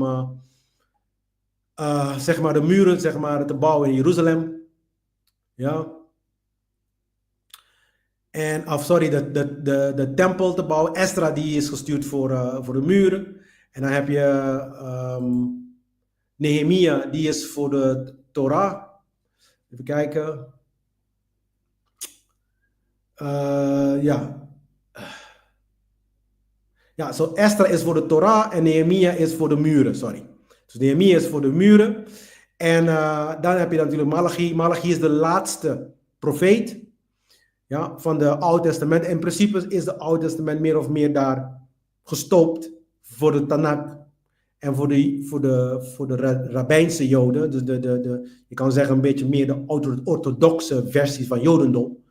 Is een beetje daar gestopt. En nou blijft alleen maar de Ketuvim over. Zijn wat ze dan noemen de Ketuvim. Dat zijn dan zeg maar de poëtische boeken. Poëtische en wijsheidboeken. Ja. De Tanakh die wordt gedeeld in de Torah. Dus in drie delen. De Torah. De Nevi'im. De Nevi'im is dan zeg maar de geschiedenisportie van de geschriften. Dat is wat wij dan ballingschap noemen. De exile period. De periode van ballingschap. Dan heb je dan zeg maar geschiedenisboeken. En dan heb je dan zeg maar de Ketuvim. Dat zijn dan zeg maar de geschriften. Dan kan je zeggen de wijsheid, wat we dan noemen, gaan we vandaag bespreken. Ja, dus zijn de wijsheidboeken. Ezra en Esther, die zijn ook eigenlijk in de Ketuvims. Want ja, het is iets poëtischer aan waarschijnlijk. Maar goed. En Ezra en Nehemia is één boek in de Tanakh. Althans de Hebreeuwse Bijbel. Ik weet niet dat het nog steeds zo is. Maar ik praat over 20 jaar geleden, mensen. Dus ik heb niet gecheckt nog naar een nieuwe versie. Ja, misschien in een nieuwe versie hebben ze het ook Ezra 1 en Ezra 2 genoemd. Maar de orthodox kennende, denk het niet. Oké? En dan heb je natuurlijk de Maccabeese periode, dat is in de Griekse periode, die Griekse tijdperk. Nou, de drie beloftes die God heeft gemaakt met Israël in het bijzonder, met Abraham als één persoon en met David als één persoon. Ja? Niet met de christenen. Dit is niet met de christenen gemaakt. En ik weet dat heel veel christenen die zullen dan zeggen van ja, maar we hebben wel afspraak door Jezus. Ik heb alleen maar dit te zeggen. Want ik word zo scheidsziek en het maakt me gewoon fucking moe. Dus dat betekent dat voor Christus, iedereen die voor Christus is, dus we zitten nu al 2000 jaar geleden dat Christus is gekomen. Om daaraan starten. Maar voor Christus was er ook leven op aarde. Ja? Laten we het even zo volgens de Bijbel. Want volgens de christenen de aarde bestaat 10.000 jaar. Ik geloof meer. Ik denk meer. Niet eens geloof, ik denk meer. Maar enfin, laten we jouw theorie nemen. Ja, 10.000 jaar geleden, waarvan alleen maar 2000 jaar geleden Christus is gekomen. Dat betekent dat we hebben een fucking gat van 8000 jaar. Dus dat ga je mij vertellen, dat in die 8000 jaar die mensen niet gered zijn. Die zijn allemaal naar de hel gegaan. 8000 jaar. En alleen na de afgelopen 2000 jaar, daar is het enige moment waar, ja, en dan komen de interpretatie. Nee, Glenn, wat Jezus heeft gedaan, heeft ook te maken met de vroegere mensen die daarvoor. Oké, maar wat is dan de meetstaf? Hoe meet je dat? Niet alleen maar hoe je dat meet, maar als jij dat versje moet zeggen om Christus tot jouw redder te nemen. Niemand heeft het gezegd 8000 jaar lang, die versje. Ja, dus wat is het? Ja, dan moeten ze dan goed hebben geleefd. Nou, geldt dat dan niet nu dan? Moet je dan niet nu ook goed leven? Beter leef je goed, zou ik zeggen. Dat je fucking versje zegt en dat alles gewoon weggaat. Niks gaat weg. Maar dit zijn de drie verbonden die niet met andere mensen zijn gemaakt, maar alleen maar met Joden. Als je dan Abraham als een Jood beschouwt, want ik zou zeggen, de islamieten die beschouwen Abraham ook hun vader. Ja, op zijn minst wordt hij dan zeg maar gerespecteerd. Op zijn minst, door de islamieten. Ja, maar dit zijn de afspraken. De afspraak nummer 1 is dat Abraham heel veel kinderen zal krijgen. Ja, en daar komt het verhaal van Hagar en Sarah. Sarah kreeg natuurlijk Isaac en Hagar kreeg dan Ismaël. Ismaël zeggen ze dat de Arabieren daaruit voortvloeien. En aan de kant van, ik zou zeggen, de islamieten hebben dit belofte beter gekregen dan de Joden zelf. Want als dat verhaal waar is in ieder geval. Want de islamieten die vermenigvuldigen zich als ik weet niet wat. Ja? Dus die hebben allemaal gezinnen van 10 kinderen en 20 kinderen en zo. Ja? Dus, enfin. Dus deze belofte is meer voor hun dan voor eigen fucking Israël of Joden, whatever.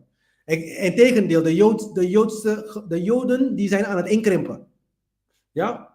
En er is een verbond met Israël gemaakt dat als die luisteren, dan worden ze gered en worden ze dan vrijgemaakt. En als ze dan zeg maar, uit David komt de Messias, dus uiteindelijk de koninkrijk, dus hun koninkrijk. Want ze praten over dingen die fysiek moeten komen op aarde. Ja? Dus er moet een Messias komen die een rabbi is, want een Jezus is een Jood. En de Messias, die zal ook een Jood moeten zijn. Ja? En die zal zogenaamd komen om de wereld te vestigen. En het is hetzelfde als een boeddhist komt, zeggen van uit Boeddha zal één persoon komen die de hele wereld zou redden. Of een islamiet, die zou je zeggen, uit de islamitische stam zal er een heerser komen die ons allemaal zullen redden. Of een christen die zou zeggen van, of eigenlijk, laten we het even nog meer hedendaags maken. Dat de koning van Nederland is de redder van de wereld. Zie je dat werken? Zie je dat echt daadwerkelijk gebeuren? Want het heeft niks anders te maken dan een koning die wij nu kennen. In die zin. Dat is de Messias. De enige nadeel is dat die persoon ook contact heeft met God. Hij zal een koning en een priester zijn. Wel, laten we even naar de protestantse kerk kijken, naar de koninkrijk van Nederland zelf. Laten we niet te ver gaan. We hoeven niet te ver te gaan, hoor. Ja? En dan kijken we naar wie is dan de hoofd van de protestantse kerk. En wie is dan, zeg maar, de hoofd van de politiek. Ja? Dus het hoofd van. Is dat niet een soort van... Ja, is dat niet een combinatie van beide? Koning en een priester? Waar hebben we het over? Maar nu praten ze over de Joodse versie daarvan. Het is dezelfde bullshit. Die verkocht wordt, verpacht op een andere manier. Laten we even kijken naar regeringen van tegenwoordig. Vroeger had je communisme. Ja, dat is een groep mensen, of één persoon die bepaalt wat jij hebt gewerkt ervoor, die wordt dan verdeeld aan een aantal mensen. Waarvan hun familie beter profiteren. Dat noemen we communisme. Dan hebben we dictatorschap. Dat is één persoon die bepaalt wat gebeurt, zeg maar, met de goederen van het volk. En die verdeelt het tussen het volk als en wanneer zijn eigen familie lekker aan het genieten is en buikje vol en alles erop en eraan. Dat noemen we dictatorschap. Koningschap is eigenlijk hetzelfde als die dictatorschap. Het is gewoon één persoon aan de macht. Ja, die krijgt een miljoentje of een paar miljoentje per jaar. En die zetten ze een paar mensen, een paar poppetjes van hunzelf die hun controleren. Om ervoor te zorgen dat het allemaal netjes gaat. Dat die 1 miljoen niet overschreden wordt. Huh? En in de tussentijd genieten van aan de andere kant van andere afspraken en andere dingen. Ik ben niet dom, hoor. En de mensen moeten ook stoppen om te denken dat andere mensen dom zijn. Ja, en dan vervolgens jij moet werken, 40% betalen voor die bullshit. Ja, we moeten het hebben voor buitenlandse zaken. Ja, my ass. En ik stel elke ambtenaar verantwoordelijk. Letterlijk kosmisch verantwoordelijk. Want hun helpen de hele fucking bevolking naar de mallemoeren te gaan. Door deze mensen te helpen deze dingen in stand te houden. Je bent kosmisch verantwoordelijk. Je verdient niet eens leven. Want je bent gewoon een fucking parasiet samen met hun. Medeplichtig noemen we dat. En dan hebben we democratie. Onze heilige boontje in de klas.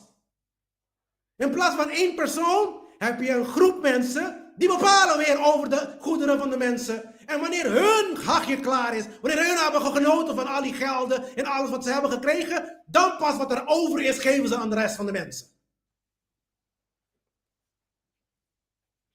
Zie je het patroon niet? Het is gewoon een patroon die keer op keer naar voren komt. Niks verandert, mensen, niks. En we blijven maar deze dingen aanbidden en deze mensen vrije pas geven en ze doen en laten wat ze willen, man. Ze moeten niet doen en laten wat ze willen. Absoluut niet. Mijn leven is mijn leven. En dan weet je dat je eraan komt. Dit is het probleem van de mensheid. We zijn gewoon te dom. Want alleen maar domme mensen laten deze dingen toe. Woorden zeggen niks. Ze kwamen, zeg maar, herdenkingen doen. Je kan duizenden fucking herdenkingen doen van de Tweede Wereldoorlog. Waar nota bene ook heel veel Antillianen hebben meegedaan om Nederland vrij te houden. En die worden niet eens dat als courtesy. Als een soort van, weet je wat, dankjewel dat je er zo dom bent geweest om ons te helpen.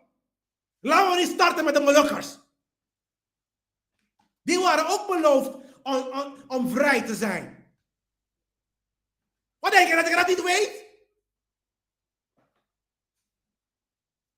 Denk meer dan jullie denken, hoor. Heel veel mensen denken dat ik een Antilliaan ben, dat automatisch is die gewoon alleen maar aan het feesten. Ja, laat me vertellen, ik zit meer in de boeken dan jij zelf. Enfin. Gedrag moet veranderen. Uit liefde zeg ik dat. Dus dat betekent, als jij zeg maar pro-vrijheid bent, dan moet je in deze instanties niet jouw gedrag vertelt me dat je dan pro-vrijheid bent. Niet jouw woorden. Dus elke politicus die op televisie komt en zegt van ja, we vechten voor vrijheid. Het is altijd zo. Altijd vechten voor vrijheid. Maar jij bent per definitie het orgaan die slavernij in stand houdt. Per definitie. Dat betekent dat government, regeringen, betekent dat. Het regeren van je gedachten.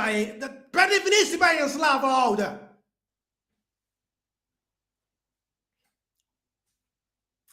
Laat me niet lachen, man, serieus. En mensen zijn gewoon zo ongeïnformeerd.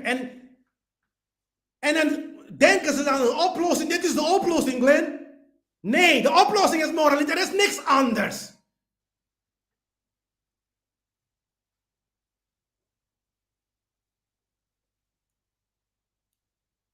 Hij moet moreel zijn.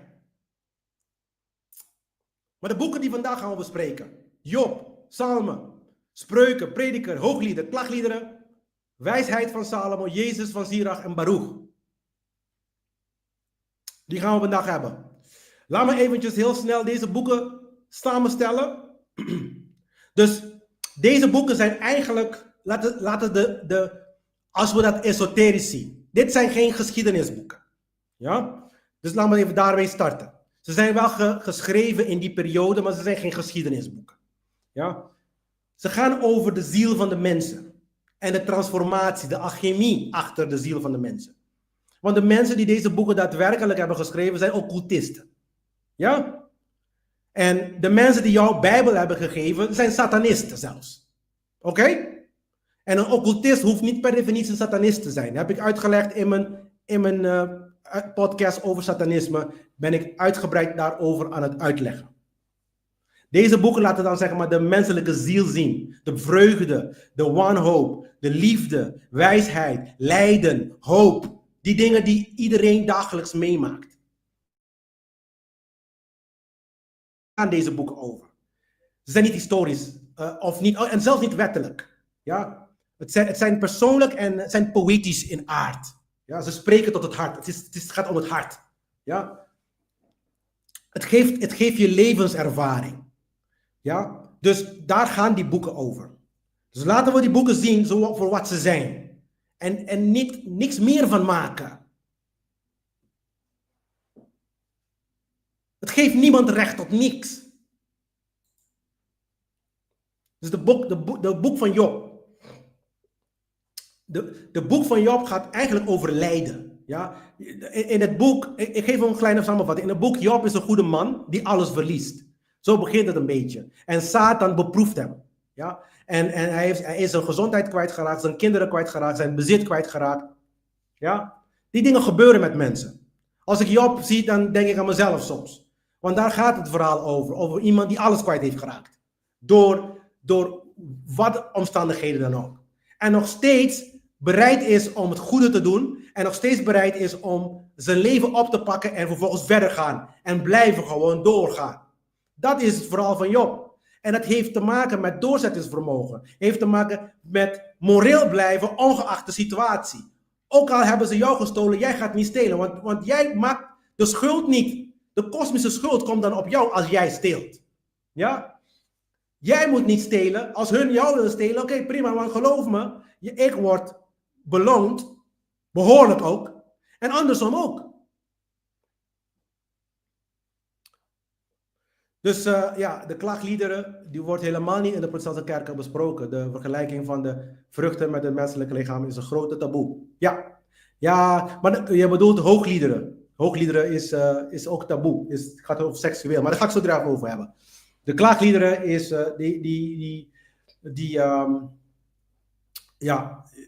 ik begrijp wat je bedoelt, Anna, maar daar gaan we zo erover hebben. Ja? In Job praten ze over de 3 vrienden, ja, die enigszins denken dat Job gestraft wordt omdat hij immoreel of onrechtvaardig was. Dat hij niet geluisterd heeft naar God. Ja? Maar uiteindelijk spreekt God tot Job. Ja? Uiteindelijk spreekt God tot Job. En laat zien dat God een grotere plan heeft of zo. Dus morele van de wet, zeg maar. Uiteindelijk wordt Job hersteld. Ja? En gezegend. Hij heeft nieuwe dingen. Maar de diepe, in het boek zelf, de diepe vraag van waarom lijden mensen, die wordt eigenlijk niet beantwoord. En ook weer wel. En de antwoord is heel simpel. Mensen lijden omdat ze de natuurwetten niet kennen. Ja? Wat in de Bijbel God wordt genoemd, of Elohim of whatever, ja? Er is een kopie-plakken plaatsgevonden. Men heeft natuurwet weggehaald en het woord God ervoor gezet. Ja? Maar men kent de wetten van de creator niet. En die kan je, dat is, in het hele natuur is het verweven. Het zit niet los van de natuur.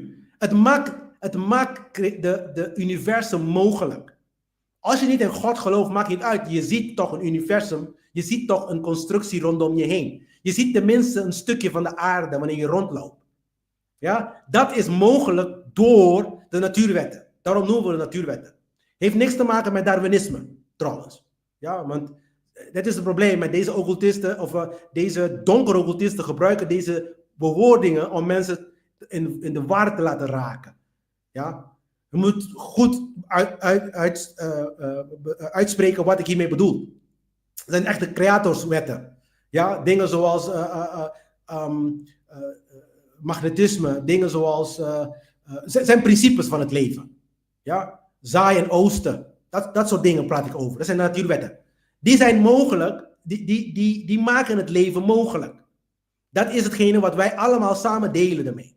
Ja? Dus dat is de antwoord. Job is gezegend en die begreep nog steeds niet. Of misschien de schrijver van Job begreep het wel, maar hij zet het als een vraagteken, zodat de lezer het zelf kan invullen. Nou, ik vul het nu voor jou in. Ik maak het niet zo moeilijk voor jullie. Ja? Het niet begrijpen van natuurwetten, van principes van het leven, leidt tot lijden. Oké? Daarom lijd je. Daarom lijdt iedereen. Omdat zolang je lijdt en zolang er lijden is in de wereld, dat begrepen dat de meerderheid van de mensheid nog steeds niet begrijpen wat morele acties zijn en wat niet morele acties zijn. En er is een punt erachter. Ik sta achter daar 1.000.000%. Ja, op het moment dat lijden weggepoetst is van de aarde, dat is het moment dat we bewust zijn geworden. En dat is het moment dat we wakker zijn. Dat is wat wakker wordt genoemd. Ja. Dus men lijdt omdat men de natuurwetten niet begrijpt. Dat heb je door de psalmen. Psalmen is eigenlijk een verzameling van 150 liederen, vol emoties en vreugde, verdriet en hoop en woede en al die dingen. Ja. Blijkbaar heeft David de psalmen geschreven. Ja, en mogelijk is het door David geschreven. Ik zeg mogelijk, maar geen bewijs. Het wordt gezegd. Ja.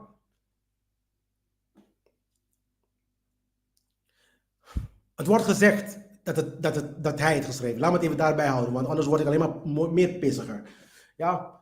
En het is een manier om uit je hart te spreken naar de heilige toe. Daar gaat de psalm over. En ik ga zelfs zeggen tegen jou, gaan we later over hebben, dat esoterisch is, zijn gewoon magische spreuken. Psalmen. Ja? Maar de boodschap is eigenlijk bij het lijden, dat is een beetje aansluitend op die van Job ook, bij het lijden, ja, moet men de wetten van de natuur zoeken. Er is geen andere oplossing. Bij het lijden moet je de wet zoeken. Hoe moet het dan wel? Daarom leid je om jou, zodat er een lampje aangaat. Ping! Dat je zegt, hé, ik doe iets verkeerd hier. Daarom wordt het lijden, daarom is hij daar. Want anders zou je dan... Het is hetzelfde als klaarkomen, weet je. Als ik dan heel grof mag zeggen. Als je niet klaarkomt, dan blijf je neuken tot in het koninkrijk komen. Which is never. Ja? Moet je je voorstellen dat je aan het neuken bent En dan dat je nooit, dan blijf je met die beweging zo gewoon eeuwen achter eeuwen, achter eeuwen, achter eeuwen. Ik vond het grappig om te zeggen, mensen. Sorry. Oh, god. Een beetje humor, het is een norm, mag ook wel. Ja? Dus daarom is lijden. Lijden is het punt om te begrijpen van, ik ga de verkeerde kant op. Oké? En dan heb je dan spreuken. Het zijn praktische levenslessen eigenlijk. Ja, hoe je goed kunt leven. Het praat over goed tegen kwaad, goed en kwaad. En dat zeg maar de slimme mensen die volgen de wetten van God. Wat eigenlijk natuurwetten zijn. En de dwaas leeft roekeloos. Zo wordt het dan zeg maar geuit in spreuken. En ook nog iets, hè. In spreuken wordt wijsheid gezien, dus volgens mij in spreuken 31 of zo. Wordt gezien als een vrouw. Oké? En die roept in de straat. Hij zegt van, wijsheid is een vrouw voor de deur van de stad. En die roept, wie wil wijsheid hebben? Ik zit hier, ik sta hier te wachten. Niemand wil wijsheid hebben. Iedereen zit roekeloos te leven. Geloof maar, geloven, geloven, geloven. En het is gericht op jongeren. Die zeg maar gericht is, die hun weg zoeken in het leven. Daar gaat het eigenlijk om. Ja, die je dan niet zomaar je energie kwijt moet raken aan onzinnige dingen en dat soort dingen. Dus het is het is nog steeds een van mijn favoriete boeken, Spreuken. En toen ik jong was, las ik het heel vaak. En ook de psalmen. Psalms vind ik het ook best wel leuk om te lezen. Maar je gaat zien, er zijn ook spreuken, Egyptische spreuken, daar ben ik ook achter gekomen. En ik geniet ten volle teugen ervan, want het zijn gewoon praktische dingen die ze zeggen. En sommige dingen zijn onzin natuurlijk, maar heel veel dingen make sense. Ja? Dus één ding dat ik dan hier wil zeggen bij het spreuken is dat natuurwet is een vrouw dus. Niet een man. Ja? En het idee is om haar te kiezen in al je wegen. Ja? Dus wat ik wil zeggen is dit namelijk. Wat wij God noemen, ja, is dus geen man, nog vrouw eigenlijk. Ja? Maar vanuit ons perspectief, vanuit de menselijke perspectief, als we praten over God, ja, is een vrouw meer accuraat dan een man. Dus laten we even daaraan beginnen, om te zeggen. Dus God, zoals van onze perspectief, vanuit het menselijke perspectief in de creatie. Ja? Als je zegt dat God een vrouw is, ben je dichter bij de waarheid dan als je zegt dat het een man is. Oké? En dan ga ik het zo direct ook laten zien, esoterisch, hoe dat zeg maar vorm geeft. En dan hebben we prediker. En dat is ook mogelijk, ik zeg mogelijk, want ik weet het niet, dat Salomo het heeft geschreven. Maar in prediker onderzoekt Salomo zeg maar de zin van het leven. Daar komt het verhaal van vanity, dus lucht.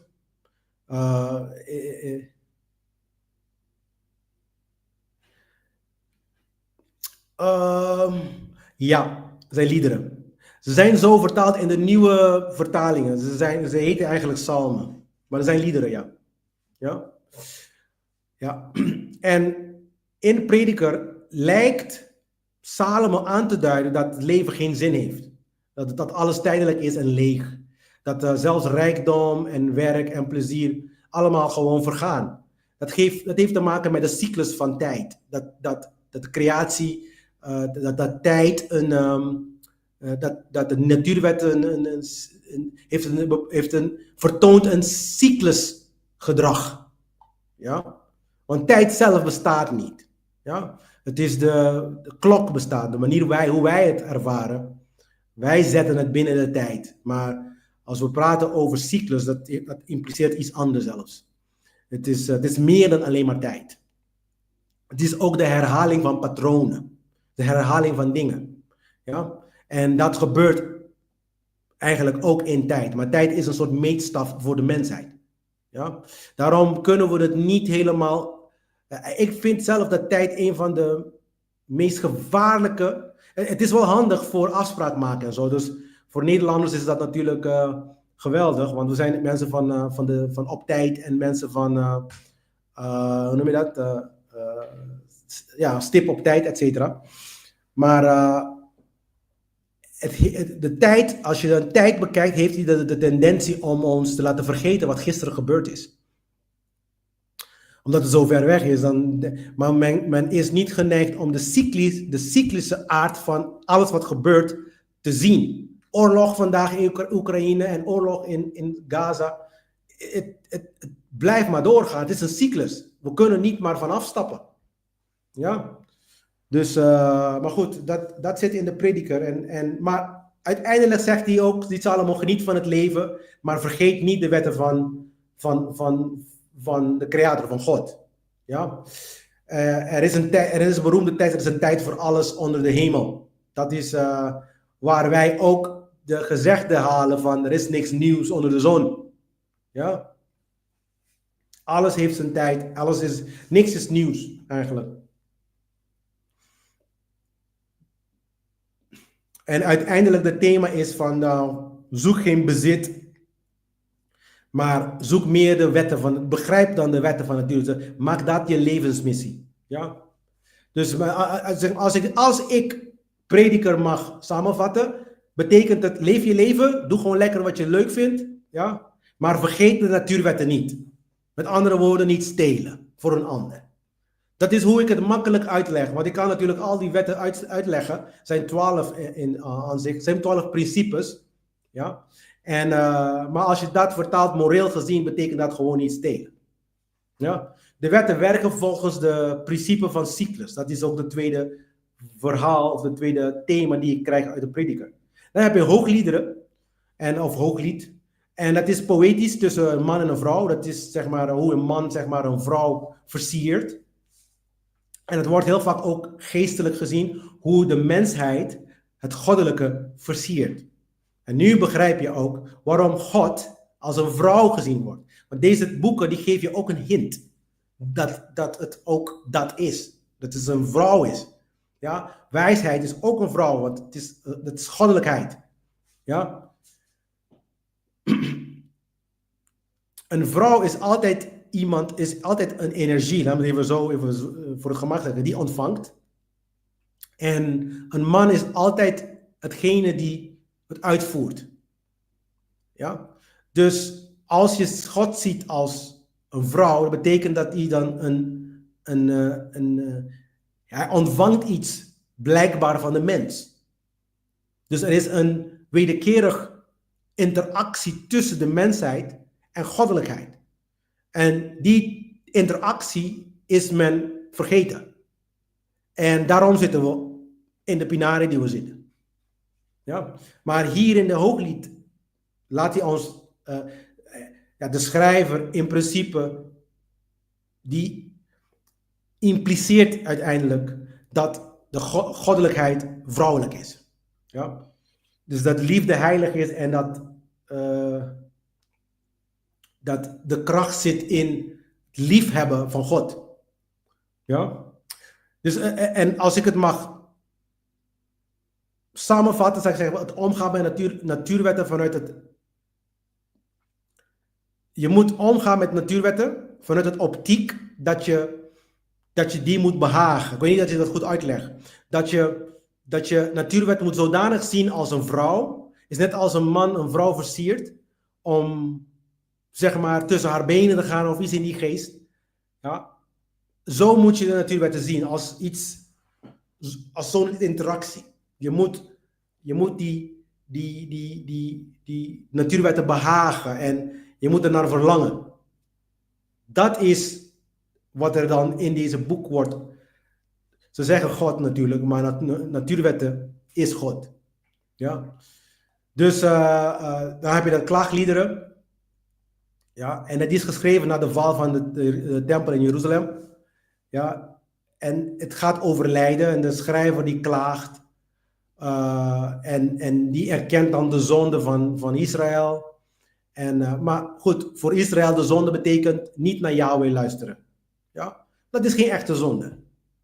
Ja, als je praat over niet luisteren naar de natuurwetten, dus dat betekent niet in harmonie leven met de natuurwetten, dan begrijp ik het wel. Ik bedoel, de hele lijden van die mensen lijden heeft te doen met het feit dat je niet fucking begrijpt wat goed en kwaad is. Daarom lijd je. Dus als ze nog steeds lijden, is het omdat ze nog steeds niet begrijpen wat een fuck goed en kwaad is. Want je hebt gestolen. Daar gaat het om. En als je dan leert dat stelen immoreel is, dan ga je niet meer lijden. Ja. En er zijn verschillende vormen van lijden. Oorlog is een verschillende vorm van lijden.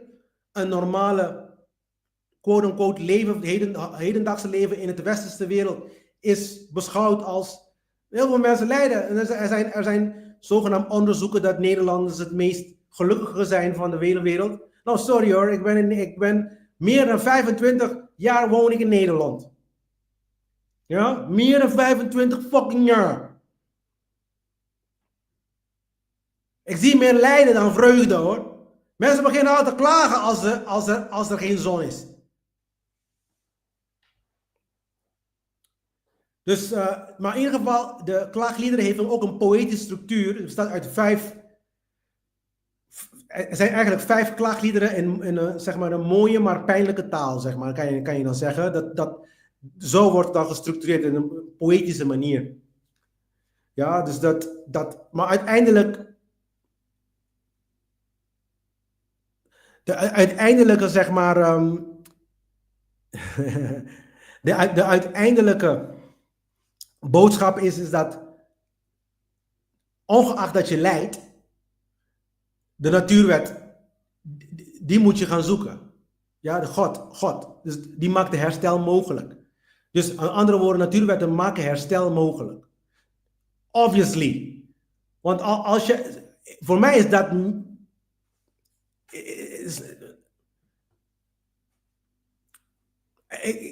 Ik krijg gewoon kortsluiting als mensen dit niet zien eigenlijk. Ik denk omdat je perspectief zo klein is en je begrijpt niet wat gaande is, kunnen mensen dit niet zien. Je bent gewoon blind aan het slapen dus. Ja. Als je lijdt, dat betekent dat je iets fouts aan het doen bent. En de meeste mensen lijden, alleen ze zeggen niks.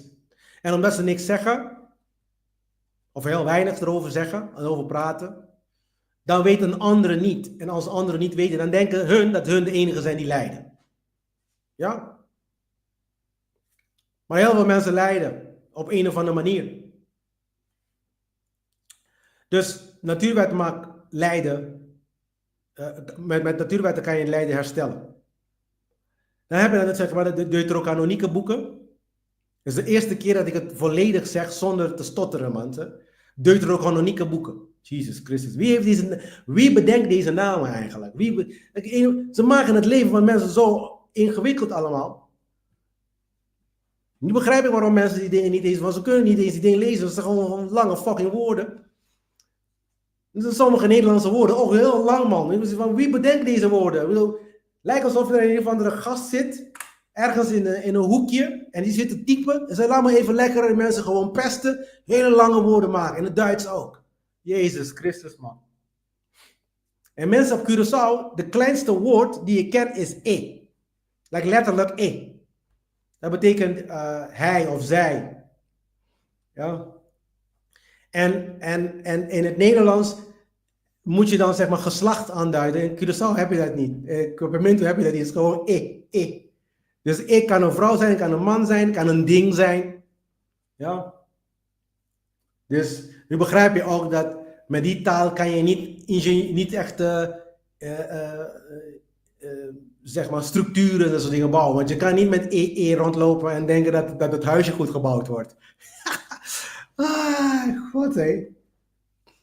Met die vage taal, jongen. Ik heb laatst met iemand gesproken en zeg van, maar hoe kan je dan die taal spreken? Maar eigenlijk hebben we een structuur bedacht voor die taal, maar het is eigenlijk meer ik denk voor Nederlanders die dat willen praten. Maar Nederlanders kunnen het niet voorstellen dat die taal gewoon eigenlijk niet gemaakt is voor structuur. Er zijn woorden die gezegd worden soms tussen Antillianen zelf, die helemaal niks betekenen, maar de intonatie en de context die bepaalt gewoon wat het woord betekent. Het is gewoon heel erg grappig. Ja. Dan een ander gebruiken van die achterlijke woorden. Ja, echt hè. Ja. Ja. Nou, ik heb al uitgelegd waarom er een verschil is tussen de deuterocanonieke boeken of apocryfe boeken. De protestanten die kiezen de Joodse pad.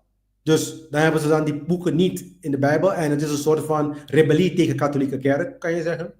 En natuurlijk de katholieken die hebben die boeken. Die hebben ze gezegd omdat ze kanoniek zijn. Dus deze boeken, de deuterocanonieke boeken, die worden niet in de protestantse. Dus er is meer kans dat jij een protestantse Bijbel hebt in de kast dan een katholieke Bijbel. Ja? Want ik denk dat als je een Bijbel gaat kopen, dan moet je expliciet vragen voor dat. Ja? Dus deze boeken die ik ga bespreken, die zitten net als Tobit en Judith. Ja? Want ik weet dat mensen zeggen van, ja, maar die boeken bestaan niet in de Bijbel. Wel, ze zijn er, maar in de katholieke versies. Het punt is dat je nooit dat hebt opengemaakt. En dat is wat ik zeg ook tegen de mensen. Je hebt zo'n kleine kijk op de wereld. En zelfs de Bijbel zelf weet je niet dat er verschillen zijn. Jezus Christus. Heel weinig christenen weten dat zelfs. Hun denken dat alle Bijbelen hetzelfde zijn. Hun denken zelf dat de Hebreeuwse Bijbel hetzelfde zijn. Er zijn teksten in diezelfde boeken, bijvoorbeeld van Esther en van Daniel ook.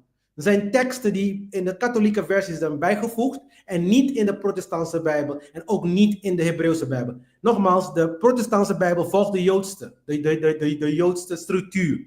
Ja? Dus als het niet in de Joodse Hebreeuwse Bijbel is, dan doen ze het ook niet in de protestantse Bijbel. Ze proberen dan zeg maar de Joodse structuur te behouden. Ja? Nu, dus zeg maar, de boeken die ik nu ga bespreken is Ecclesiasticus. Dat betekent, het heet ook Jezus, zoon van Sirach. Of in Hebreeuws zeggen ze Yeshua ben Sirach.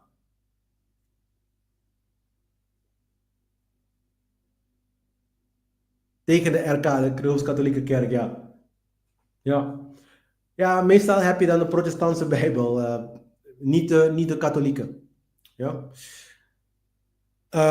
Maar in deze boek is gewoon een gast die heet Jezus, ja, Yeshua. En die deelt zeg maar de levenslessen voor jong en oud. Maar hij bepaalt uiteindelijk hij vertelt uiteindelijk dat wat mensen uiteindelijk erven is wijsheid. Ja. Maar hij presenteert het als wijsheid uit de wetten van Mozes. Waar ik totaal niet mee eens ben. Want ik heb zoiets van, ja, ons erfgoed is wijsheid. Voor iedereen.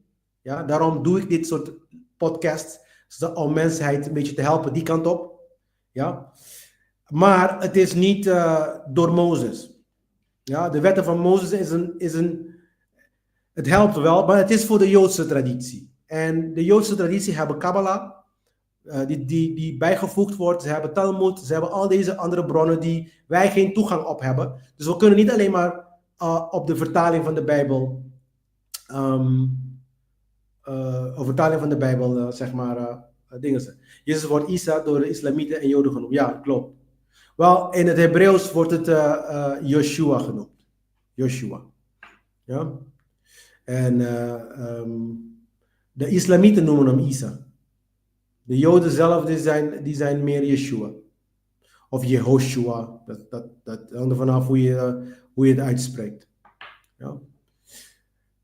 Eerbied voor ouders, leraren, God. Veel nadruk op respect. Ja. Het geeft je ook een beetje een idee dat ze dan willen je leren hoe je met geld moet omgaan, hoe je met vrienden en familie moet omgaan, zelfs hoe je moet omgaan met eten. Dus ik praat over het boek van Ecclesiasticus. Ja? Dus ik heb een samenvatting gemaakt van dit boek. En voor mij is dat gewoon dat natuurwetten is ons erfgoed. Wijsheid. Ja? En dat heeft niks te maken met Mozes zelfs. Oké, dan gaan we naar de wijsheid van Salomo, de schrijver, zogenaamd Salomo. Hij prijst wijsheid als bron van onsterfelijkheid, waar ik helemaal totaal mee eens ben. Ja? Om onsterfelijk te worden moet je een wijs persoon zijn. Punt. Onsterfelijkheid is niet alleen maar gebaseerd op fysiek. Heel veel mensen denken dat. En je hoeft niet... laat me het even zo zeggen. Onsterfelijkheid, dus de goddelijkheid in ons, is een cadeau. Is al lang een cadeau voor ons. We hebben geen technologieën nodig om dat te behalen. Mensen die technologieën proberen te gebruiken hiervoor, hartstikke dom. Dat hoeft echt niet hoor. Ja? Je kan duizenden jaren leven als je wil. Maar ja, als ik het zo bespreek, klinkt het als UFO 20 jaar geleden. Ja, 20 jaar geleden als ik praat over UFO's, iedereen zegt maar bestaat niet. Je bent in een fantasiewereld aan het leven, Glenn. Maar nu als ik praat over UFO's, in Nederland hebben ze zelfs beelden, heb je gezien op TikTok of op Instagram of zo. Ja. In ieder geval, net als de spreuken is wijsheid een persoon. Ja, net als we in de spreuken hebben gezegd, wijsheid is een persoon. Ja, het wordt geportretteerd als een persoon, gepersonificeerd. Ja. En het is het goddelijk licht, Keter eigenlijk. Keter in Kabbalah. Niet Keter. Keter is de kroon. Het is Chokma. Bina is begrip. Chokma is wijsheid. Ja, het is Chokma. Het is de tweede emanatie zelfs. De eerste emanatie is Keter, is het licht. En dan na het licht komt Chokma. In spreuken praten ze ook hierover. Het verwijst naar de kabbalistische levensboom van Lemuria. Van die Jood. Ik ben zijn naam vergeten. Lemuria volgens mij heet die. Als ik me niet vergeet, maar ik heb die naam vergeten. Dat is een van die levensboom heeft bedacht. Ja, ik ben de naam even kwijt. Ja? In de spreuken staat het dat de wijsheid voor God was. Wat hij bedoelt is dat de eerste emanatie was wijsheid. En het was daar, zegt hij, alsof die nooit weg geweest is. Want de eerste emanatie is na Keter. Dan krijg je eigenlijk Keter, dat is de lichtpunt. En dan daarna krijg je meteen als een van de Sfirots, krijg je wijsheid. En dan zegt de spreuken dat het goddelijke aangenaam was. Want hij had zoiets van, ik heb tenminste een hulp. En het zou een vrouw moeten zijn, want dat is Sophia, wat ze dan noemen Sophia in het Grieks. Ja? Dus dat zijn de Helleense invloeden ook. Die esoterische kennis en de esoterische dingen, die gingen ook invloeden maken op de Joodse doctrine. En dat wouden ze niet. Ze wouden de Joodse identiteit behouden. Maar al deze kennissen die komen van Egypte hoor. Dus het allemaal, ze hebben het of moeten werken ervoor, of hebben ze het gewoon gekregen. Ja, ze hebben gewoon moeten werken daarvoor, niet als slaaf, als gewoon normale vrije mens. Of hebben hun het gestolen daar. Dat geloof ik eerder zelfs. Maar goed, het thema is dat de natuurwet is een vrouw weer. Ja, en je moet je kiezen in je leven. Net als in spreuken. En dan hebben we dat Baruch, is de laatste. Baruch schrijft namens het volk in ballingschap. Dus Baruch praat in de ballingschap van Babylon. Ja. Het volk erkent zijn zonde, maar zoekt terugkeer naar God. En dan praten ze over dat de wijsheid komt uit Torah. Alleen God. Alleen in Gods wet ligt ware wijsheid. Hij praat over dat God, in dit geval Yahweh, dat het zijn volk niet zal vergeten. En hij had het ook over de boete van het volk, die dan die volk betaalt, maar er is hoop op verlossing. Ik heb de hoop van verlossing hoor. Ik heb het vaker gezegd, maar niemand luistert naar Glenn. En ik zeg het zo komisch, maar het heeft wel kern van waarheid in. Niet stelen, dat is de oplossing. En wat je gestolen hebt, teruggeven. En ik weet zeker dat uit liefde de mensheid, de mensen die zichzelf, ik weet niet, Joden benoemen, een thuis krijgen. En dan kunnen ze hun Jodendom verhaal uitvoeren. Net als bijvoorbeeld in Nederland zijn christelijke geloof kan uitvoeren. Net als islamieten hun islamitische geloof kunnen uitvoeren. Dan zal de Joden ook gewoon zijn Jodendom. Jodendom is geen volk. Jodendom is een religie. En dat is iets dat continu vergeten wordt soms. Ik weet het niet. Ik bedoel, alsof je dan zeg maar een volk moet vormen op basis van geloof. Een volk moet gevormd worden op basis van moraliteit. Daarom, en ik ga jullie een beetje in de achterscherm geven van vrijmetselaars. Ja, om uiteindelijk een land te maken, of om een land te starten. Ja, er moet een aantal dingen voorafgaand gaan. En het moet zo gebeuren zodat de andere landen jou kunnen accepteren. Laat het even zo makkelijk zeggen eventjes. Ja. Er moet een vrijmetselaar loge zijn waar je die land wil gaan stichten. Moet er zijn. Want het idee daarachter is dat die mensen die vrijmetselaar zijn, die hebben de kennis en de tools om maatschappij te herstarten. Mocht er iets gebeurd zijn zoals de zondevloed. Ja? Dus die moet er zijn voordat een volk gestart wordt. Er moeten mensen zijn die moreel zijn. Dat moet je hebben. Je moet geen religie hebben. Je moet morele mensen hebben. Maar goed, omdat er een loge is, dan kunnen ze dan zeg maar een soort garantie geven dat er morele mensen daar zijn. Zo werkt het. Ga gewoon zoeken voor jezelf, dan ga je zelf achterkomen. Maar uiteindelijk, weet je wat ik heb gezien tussen al deze boeken, zijn 9 boeken. Als je mij vraagt vandaag, wat is God? Ja, dan heel veel mensen kunnen zeggen van God is liefde, God is Yahweh, en God is dit, God is dat. Ik ga je vertellen wat God is. Dit is één aspect ook van God. Ja, maar ik ga God ook niet beperken hierin. Maar als je mij vraagt hoe God zich manifesteert in de creatie, en dit is mijn antwoord, wet. Letterlijk wet. God is wet. En wat ik dan natuurwetten noem. is gewoon wet. Maar als ik zeg wet, mensen denken van mensenwetten. En als ik zeg wet, dan denken mensen van mosaïstische wetten. Dus wetten van Mozes. Maar als ik zeg wet, bedoel ik geen van beide. Als ik zeg wet, bedoel ik de wet van de creatie zelf. Dat is inherent in de natuur. Ja? Betekent ook, dat is niet door de mens gemaakt. Mensen kunnen het ook niet maken. Ja? Mensen kunnen niet principes maken. Ja? Ze kunnen dingen bedenken om hun eigen gedrag, maar daar hebben ze keuzes voor. Dan kunnen ze zeggen van, ik ga het volgen of natuurwetten kan je ook volgen, maar de andere kant van het munt is dat als je natuurwet niet volgt, dan leid je. Als je mensenwet niet volgt, dan leid je niet echt. Alle lijden die gecreëerd worden, dat wordt door dezelfde instanties die de wet hebben gemaakt, die veroorzaken ook de lijden. Die creëren de wet en veroorzaken de lijden. Ja? Dus, want die gaan naar oorlogen toe. Ja, als je niet luistert, dan gaan hun jou lastigvallen. Maar goed. Laten we doorgaan nu. Dus de mysterie van Job gaat over de mysterie van het lijden zelf. Ja? Dan praat je over Satan. En eigenlijk de vrienden, esoterisch gezien de vrienden van Job, symboliseren zeg maar de werelden.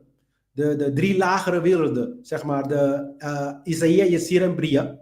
Ja? En Atsilut is dan waar God zelf is. Dus het idee is dat in Atsilut, en als je dit niet begrijpt mensen, alsjeblieft ga de Kabbalah podcast kijken. Ik kan het echt niet uitleggen nu. Ja? Dus daarom moet je die dingen eerst kijken. Dus dan heb je dan Azaia, Yetzira en Bria. En die 3 werelden die de onderwereld zijn. En dat zie je ook in mijn plaatje hier, zie je die 3 vrienden van Job. En dan zie je Satan daar als vuur. Want Satan is eigenlijk gewoon een beproeving. Wordt hier geportretteerd als een beproevingsengel. Want in Job. Want hij is ook een beproevingsengel. Ja? Je gaat me niet vertellen dat Satan God gaat manipuleren om dingen te doen met andere mensen, met Job. Ja? Als je dan op de christelijke manier moet gaan geloven. Jezus man. Dus dat betekent gewoon het leven brengt beproevingen. Waar jij moet zeg maar, jezelf laten zien dat je een principieel persoon bent. Ja? Dan ga je niet zeggen van, well, ik heb toch andere mensen laten vermoorden, omdat ik kinderen heb om eten te geven. Dan blijven je kinderen zonder fucking eten. Of dan eten ze minder. En dan zal je zien dat als jij principes kiest over je immorele daden, dat het universum zelf voor je gaat zorgen. Dat je nooit eten zal missen op tafel. Maar dat is de enige geloof dat je moet hebben hoor. Dat is de enige punt moet je hebben om te kiezen. Je moet gewoon kiezen voor het goede en punt. In elk geval. En dan heb je over, zeg maar, het Job gaat over de mysterie van lijden. Dat je eigenlijk hoef je niet te lijden als je de wet volgt. Ja? Dus maar esoterisch gezien kan je dit ook zien als een soort van de herontwaking. Dus Job was ver weg van God. Hij begreep Gods wegen niet en opeens begreep hij het wel. Ja? Het is wakker worden. En dan vervolgens gaat hij het wel doen. Dat is de natuurwetten. Maar je begrijpt de wetten van de natuur niet. Op een gegeven moment begrijp je het. En dan ga je actie ondernemen. En dan herstel het universum jouw leven. En herstel het universum jouw vrijheid. Zo werkt het. Het is geen rocket science hoor. Je kan het wel lezen in een terminologie van christendom en bla bla bla. Jezus Christus. Maar het is simpel als dat. En het wordt gewoon poëtisch of op een bepaalde manier, op een bepaald verhaal wordt het allemaal mooi gemaakt, zodat je het verder kan gaan in de volgende generatie, naar de volgende generatie toe. Dan heb je dan de Tehillim. Tehillim zijn psalmen. De psalmen, esoterisch gezien, zijn dat magische spellen. Ja? Wat ik wil zeggen hier, esoterisch, praten ze ook heel veel over de namen van God. Ik heb toegevoegd, vanaf episode 1, heb ik toegevoegd aan elke aflevering de 72 namen van God. Van lijden ga je lijden. Ja, dat is een goeie. Ja. Ik heb deze toegevoegd aan deze presentatie. Dus iedereen kan de 72 namen en er worden ook de 72 demonen genoemd. Er zijn verschillende namen voor. Maar wees voorzichtig, zou ik zeggen. Want het zijn de namen waar je dan zeg maar kan roepen en uitspreken. Het kunnen gevaarlijke dingen eruit komen. Dus wees voorzichtig. Want als jij niet met magie kan omgaan en die dingen, die zijn er. Ja, je hoeft niet in te geloven, want als jij gewoon doet, dan zie je dat het bestaat. Ja, alleen de mensen die het praktiseren, die zullen heel vaak daar heel weinig over zeggen, of heel weinig over horen zelfs. Maar ik heb het toegevoegd in ieder geval, want ik vind wel dat iedereen... Het is ons erfgoed als mensheid in het algemeen. Ja?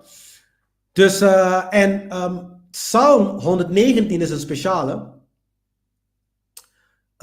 Ja, want er zijn, die bespreekt de 22... Die wordt verdeeld in de 22 letters van de Hebreeuwse alfabet. Dus de psalm zelf is gestructureerd op een bepaalde manier, op een magische manier zou ik zeggen. Ja? En bijvoorbeeld de eerste poëzie begint met alef, dat is A. Dus dan heb je 8 volgens mij. 8 betekent transcendentie. Dus ze hebben 8 kleine poëzieën, kleine zinnen. En die representeren de letter alef. Dan zie je daar ook het film, de plaatje dat ik daar heb, zie je Yod He Vav He daar in het midden. En dan zie je, want David is zogenaamd de schrijver, die was een muzikant. Dus, en die speelde harp. Dus dan zie je daar die harp daar en blijkbaar is dat ook David. En dan zie je daar zeg maar numerologieën en numerieke patronen, et cetera. Maar dit is te vergelijken met de mantras van de Hindoeïsme, van het Boeddhisme, Tibetanse mantras,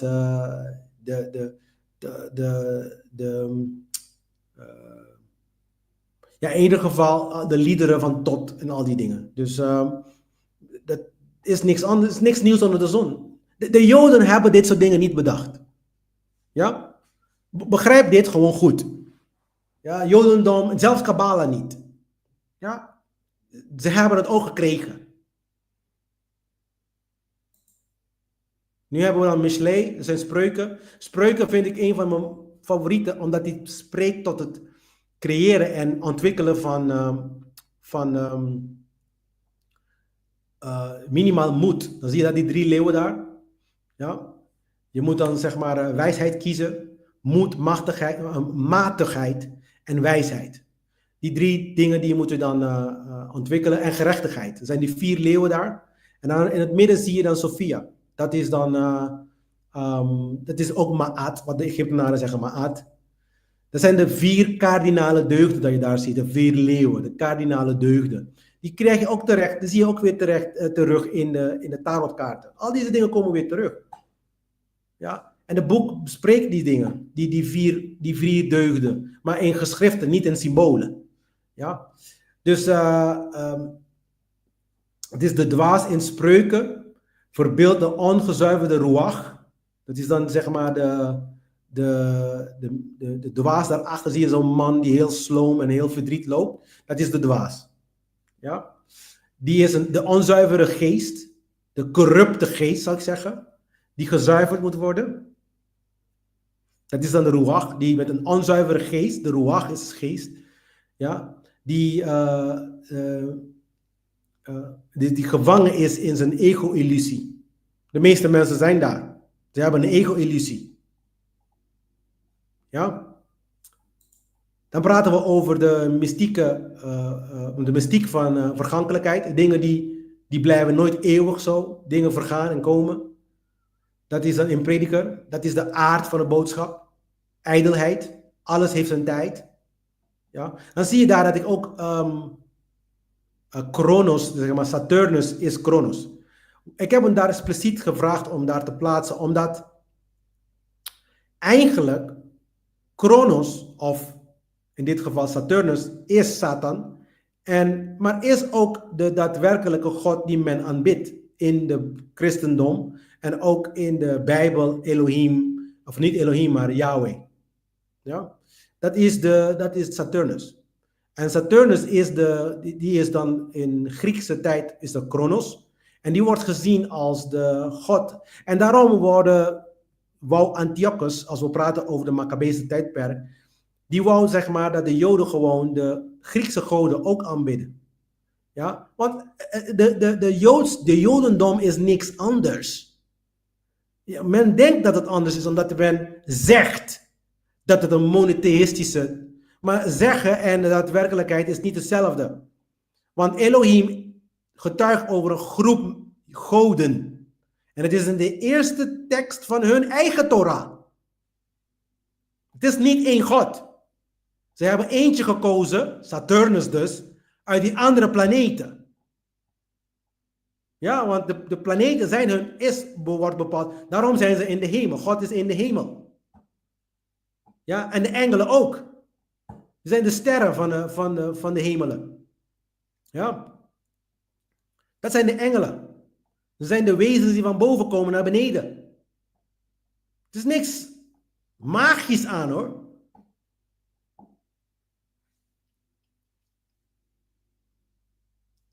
Dus de tijd is een illusie. De illusionaire karakter van de fysieke wereld eigenlijk. Van de fysieke tijd, of wat wij dan tijd noemen. Dat heeft dit mee te maken. En ik heb het uitgelegd wat tijd is. Het bestaat niet eens. Wat bestaat is nu. Nu, jouw keuzes nu zijn belangrijk. Niet morgen, niet gisteren, niet eergisteren. Of niet nu, vandaag. Wat je nu doet. Dan hebben we over Hooglied. Dat is de heilige bruiloft. Esoterisch gezien is dat de bruiloft tussen de mensheid en de goddelijkheid. Wij maken Ma'at of Sophia zwanger. Daar komt het woord uiteindelijk Masons vandaan. Mason. Zijn de vrijmetselaren, die hebben ook een andere naam, Mason. De zonen van Ma'at.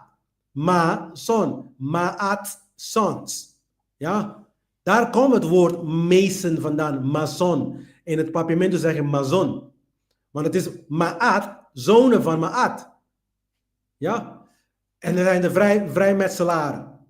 Want het idee is dat je dan, als je dood bent, dat je dan zeg maar, dat moeder, dus Ma'at, jou tot zich opneemt. Je wordt weer één met moeder. Ja.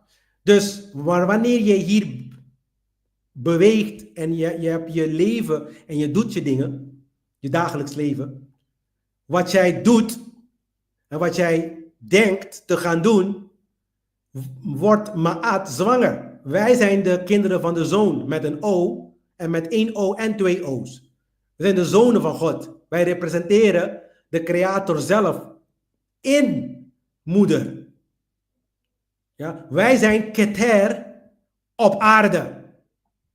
In Malkut.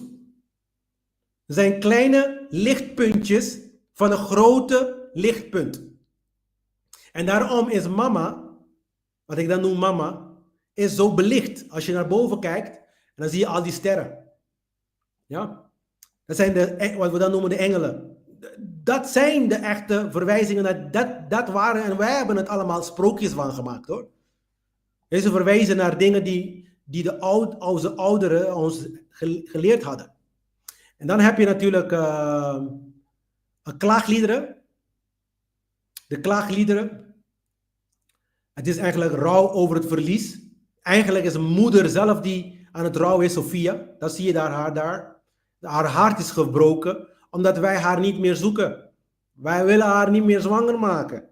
Het is de vrouw, het is de eeuwige Maria. Als wij foto's zien van Maria, de heilige Maria van het christendom, ja, dan zit hij altijd in een heeft een donkere kleer aan, zo direct lekker te zien.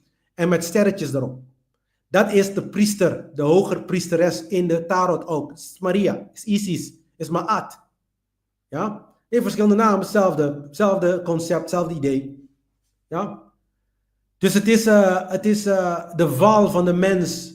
Wij begrijpen niet hoe de natuurwetten werken, dus zij kan ook niet haar werk goed doen. Zij is ook uit balans nu, omdat wij uit balans zijn. Wij hebben elkaar nodig om elkaar in balans te brengen. Ja, maar zijn ook klare mensen. En dan heb je dan Ecclesiastes. De reden dat we het een beetje te laat uitpakken is ook omdat ik vorige week niet compleet was. Ecclesiasticus, dat is, het is eigenlijk meer, dat de wet hier meer is dan alleen maar moraliteit. De wet wijst ons naar morele handeling. Ja? Maar de wet is, wat ik altijd zeg, verweven in de natuur zelf. Ja? Zonder de wet is geen natuur. Zonder de wet is geen kosmos. Ja? En hij balanceert ook de 4 kabbalistische werelden. Ja? De werelden van Asahiya, Yetzira, Beriya en Atsilut, die wordt door de natuurwet in stand gehouden. Dit zijn de 4 werelden. De natuurwetten is de wet. Is de weg. Naar al deze werelden zelfs. Daar hebben we allemaal... Deze wetten is hetgene wat we allemaal, zelfs de engelen, in gemeen hebben. Op basis van deze wetten kan je aansprakelijkheid in de hogere werelden, zeg maar, eisen zelf. Als je dan, zeg maar, praat over gerechtigheid. Echte gerechtigheid. De wijsheid van Salomo, de ziel en de eeuwige wijsheid, daar heb je moeder, dat is moeder. En je ziet daar in haar handen heb je dan, zeg maar, een ziel. Die ziel daar zijn wij. Zij heeft ons in haar buik of in haarzelf. Ze zorgt voor ons. Ze geeft ons te eten. Ze geeft ons leven, adem, voedsel. En het zit vol met licht. Dat zijn wij. In haar hebben we onze leven. We kunnen ons bewegen en begeven. Dat is hetzelfde verhaal van de Gnostics. Dit hele verhaal van Maria komt van de Gnostics. Dat is de eeuwige wijsheid. Dat is Sophia. En Sophia is Ma'at. En Sophia is de wet. De natuurwet. Want zijn hele bestaan, zijn hele leven is dat.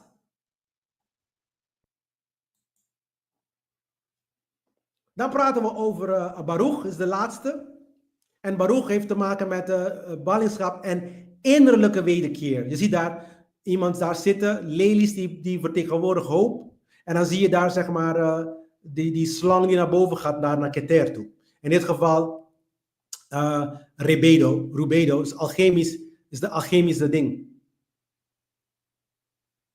Yeshua, ja. Nou, nee, Giovanni, dat klopt. Yeshua, ja. Nee, want ik heb daar hiervoor ook uitgelegd dat de reden waarom ze dat niet doen, is omdat ze zijn vanaf tijden van Babylon, of Assyrië zelfs, tot nu toe kan je zeggen in ballingschap, zogenaamd. Maar het is een geloof. Een geloof kan niet in ballingschap zijn. Ja, het is of doe je je geloof of doe je niet je geloof. Maar op een of andere manier hebben ze dit kunnen brengen naar de wereld toe, dat geloof en cultuur enigszins geloof heeft invloed op de cultuur, maar ze zijn niet hetzelfde. Ja? En cultuur op een of andere manier vormt een land. Zoiets. Ja? Dat is hoe ze dat hebben gebracht. Maar zoals ik net zei, een land die wordt gevormd door moraliteit, niet culturele dingen. Maar nu is het op deze manier gedaan. Anyway, maar ze zijn in ballingschap en ze worden niet bevrijd. Ze kunnen niet zelfstandig zijn. Toen Jezus kwam, werden ze ook niet zelfstandig. Want Jezus die kwam en de christenen hebben een hele goede uitleg, ga ik dan meer erover hebben in het Nieuwe Testament. We hebben een hele goede uitleg daarvoor dat, ja, ik ben gekomen als een dienaar nu en later kom ik als een Messias. Dus enigszins de Grieken hebben Jezus een soort van eerder laten komen dan gepland. Ja? De Joden hadden nog geen plan om Jezus te laten komen, maar de Grieken wel. Want die vonden een heil in hoe ze dit Jezus-figuur kunnen gebruiken om de mensheid te manipuleren. Want daar gaat het eigenlijk om. Het gaat alleen maar om manipulatie. Mensen manipuleren en slaven maken. Zodat hun agenda uitgevoerd kunnen worden. Ja?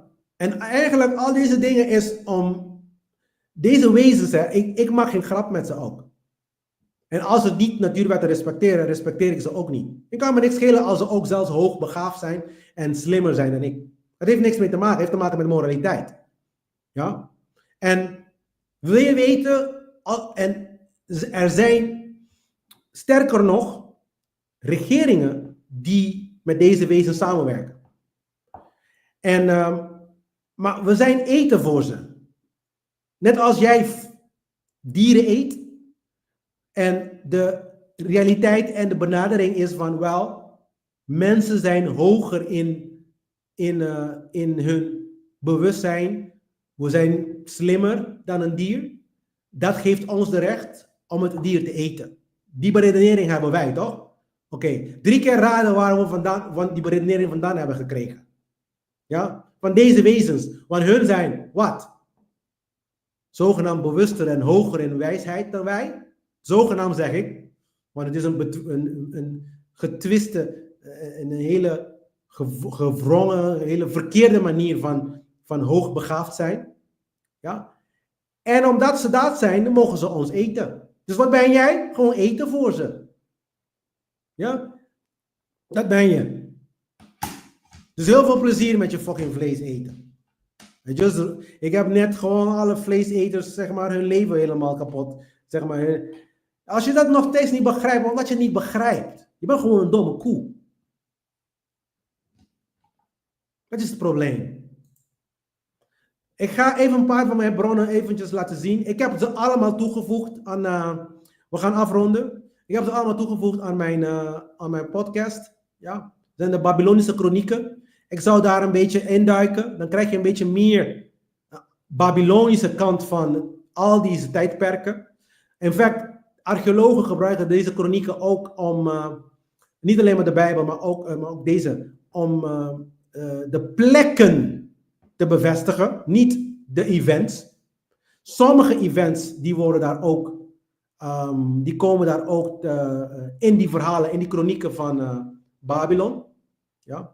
Dat is hoe ik ook weet dat Nebukadnezar de koning was van,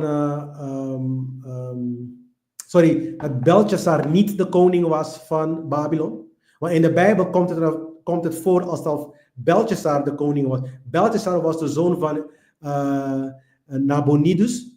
Nabonidus, dat is dan de echte koning geweest. Toen de Persische koninkrijk Babylon heeft overgenomen.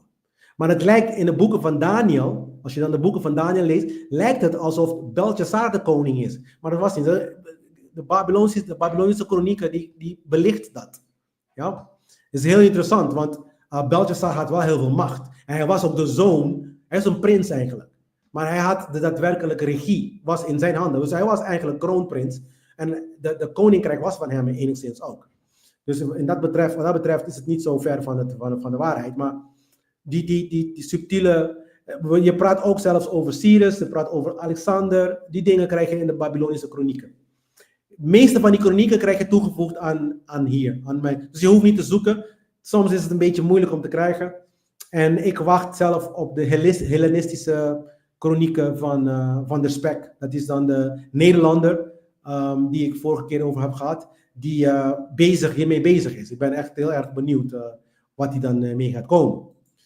En andere bronnen is dan ook de Enuma Elish, de Gilgamesh, de afdaling van Ishtar, mythe van Athena en natuurlijk de Babylonische kronieken die ik ook al daarover had. Babylonische kronieken zijn meer dan dit alleen maar. Hè?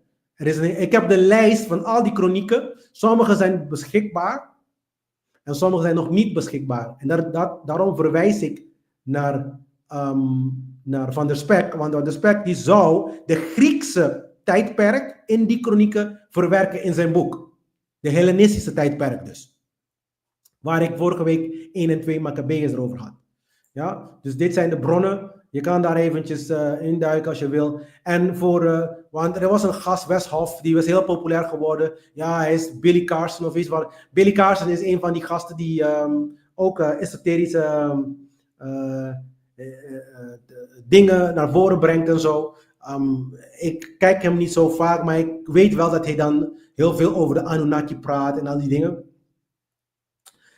Hij heeft een discussie gehad met Westhoff en Westhoff die had, en ik heb toevallig, want het was aan het trenden online, heb toevallig die debat gezien van Wes en Billy en ook daarna van Westhoff op Joe Rogan en ook al die andere bekende podcasters.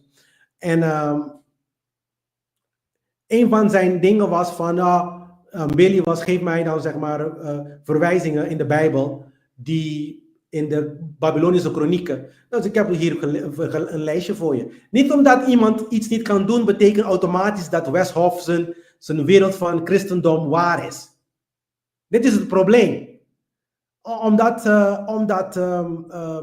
Billy even niet bereid was op die vraag of eventjes niet op dat moment zich niet lekker voelde. Betekent niet dat Westhoff gelijk heeft.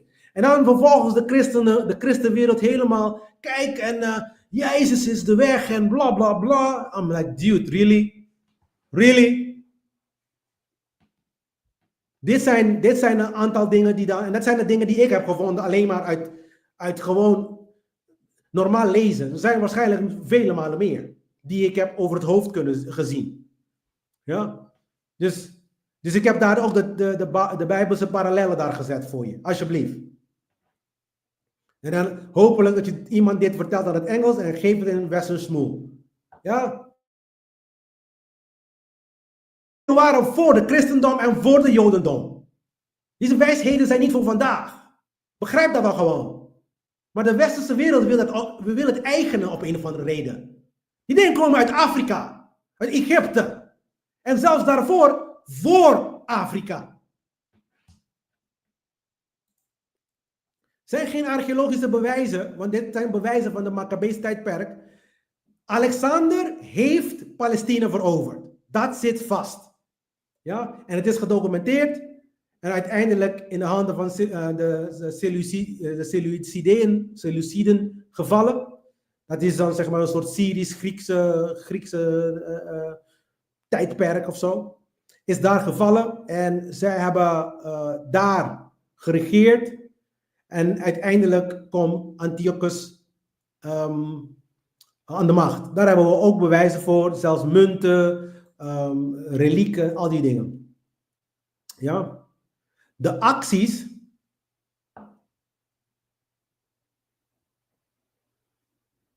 Ja.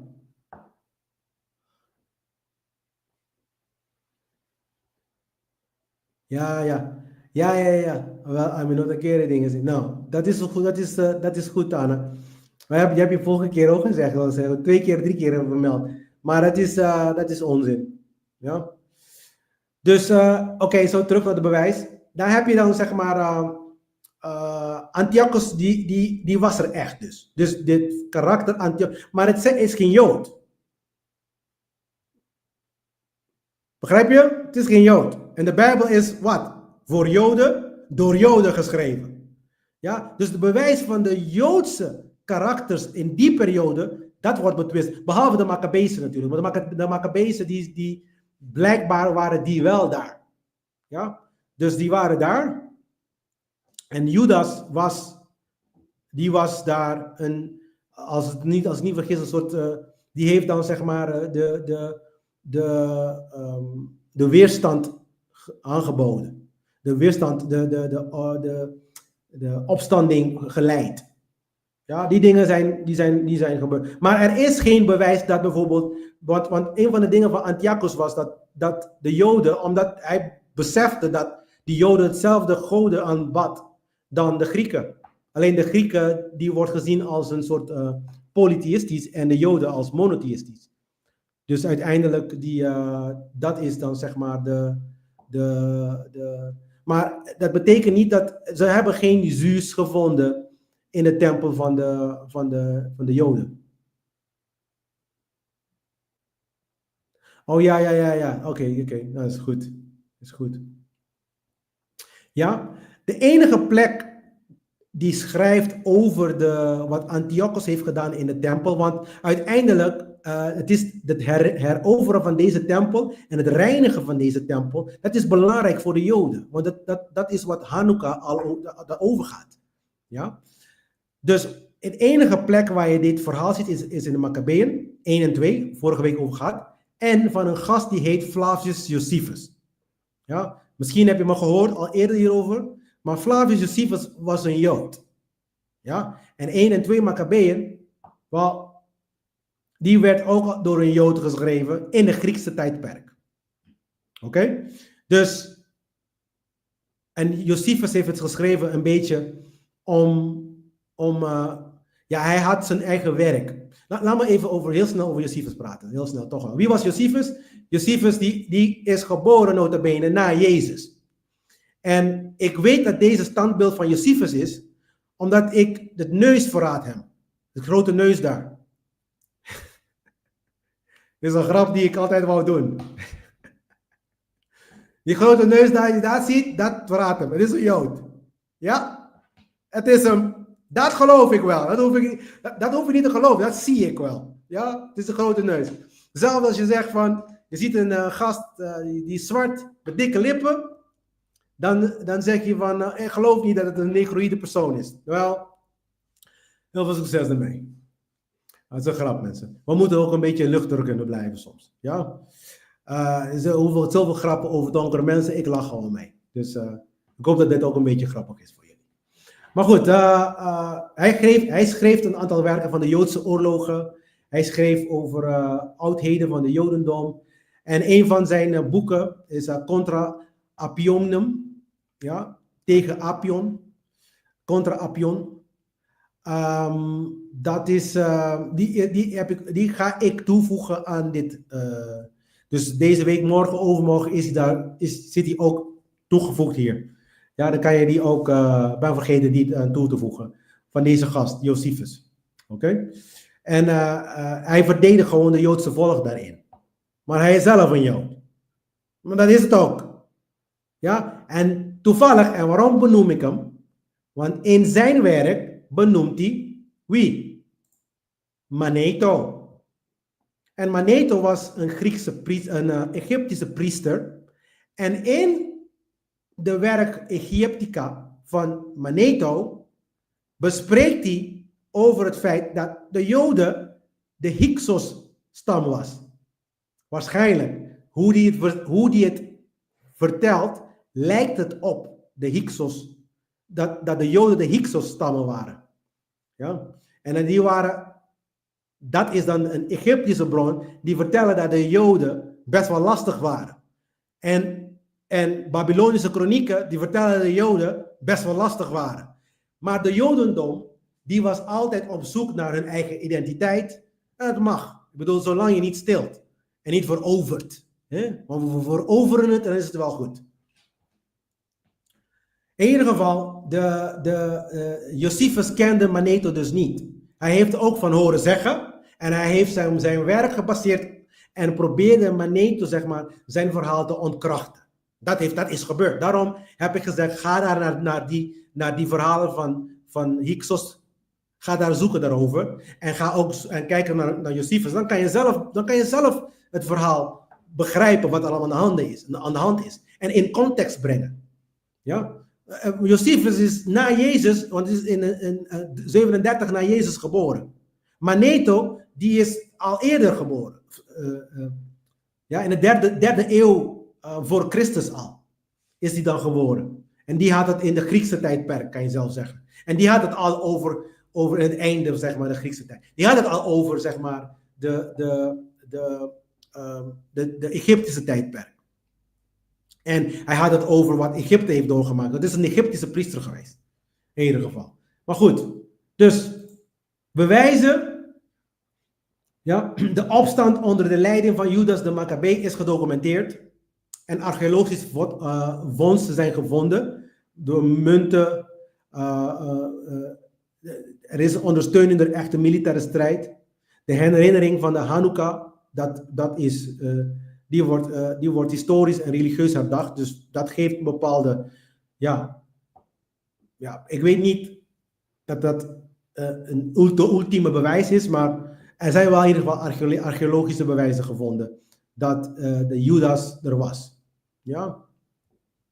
Maar voor de rest van de dingen is geen archeologische bewijs van Salomo, auteurs van psalmen, David. De psalmenfragmenten die worden wel zijn gevonden in de Dode Zeerollen. Dat is in Qumran. Dat getuigt alleen maar van hun gebruik in die periode. Oké? Maar voor de rest geeft dat geen bewijs dat die dingen daadwerkelijk waren gebeurd. Het zijn gewoon dezelfde verhalen die we nu hebben, hadden hun ook. Begrijp je dat? Dus het is geen bewijs dat het bestond. De plekken bestonden wel door archeologisch bewijs, maar de events. Ja, dat is mijn punt. Nou, mensen, dat was het. Ik weet dat het vandaag weer een lang verhaal geworden, maar ik moest inhalen van vorige week. Dat was 20 minuten. En als ik die 20 minuten heb gespaard en de 20 minuten van vandaag zou gespaard hebben, dan zou ik komen op 1 uurtje en misschien 40 minuten. Dan in plaats van 2 uurtjes en 20 minuten. Maar ik ben blij dat jullie er zijn geweest. Ik hoop dat jullie heel veel hebben geleerd. En ik hoop dat ik duidelijk ben geweest over deze verhalen. Je ziet ook, ik ben een klein beetje rustiger in mijn uitleg. Want ik probeer het echt goed uit te leggen, zodat het goed overbrengt naar jullie toe. Zodat men nu gaat kiezen voor moraliteit in plaats van domme acties van de wereld die nooit, geen einde aan zit. Ja. In ieder geval, ik wens jullie het beste. En tot volgende week. Zoals ik altijd zeg, het heb hena pasnek. Ik ken Anikum Netef. Sesh. En Moema Ad. Tot de volgende week.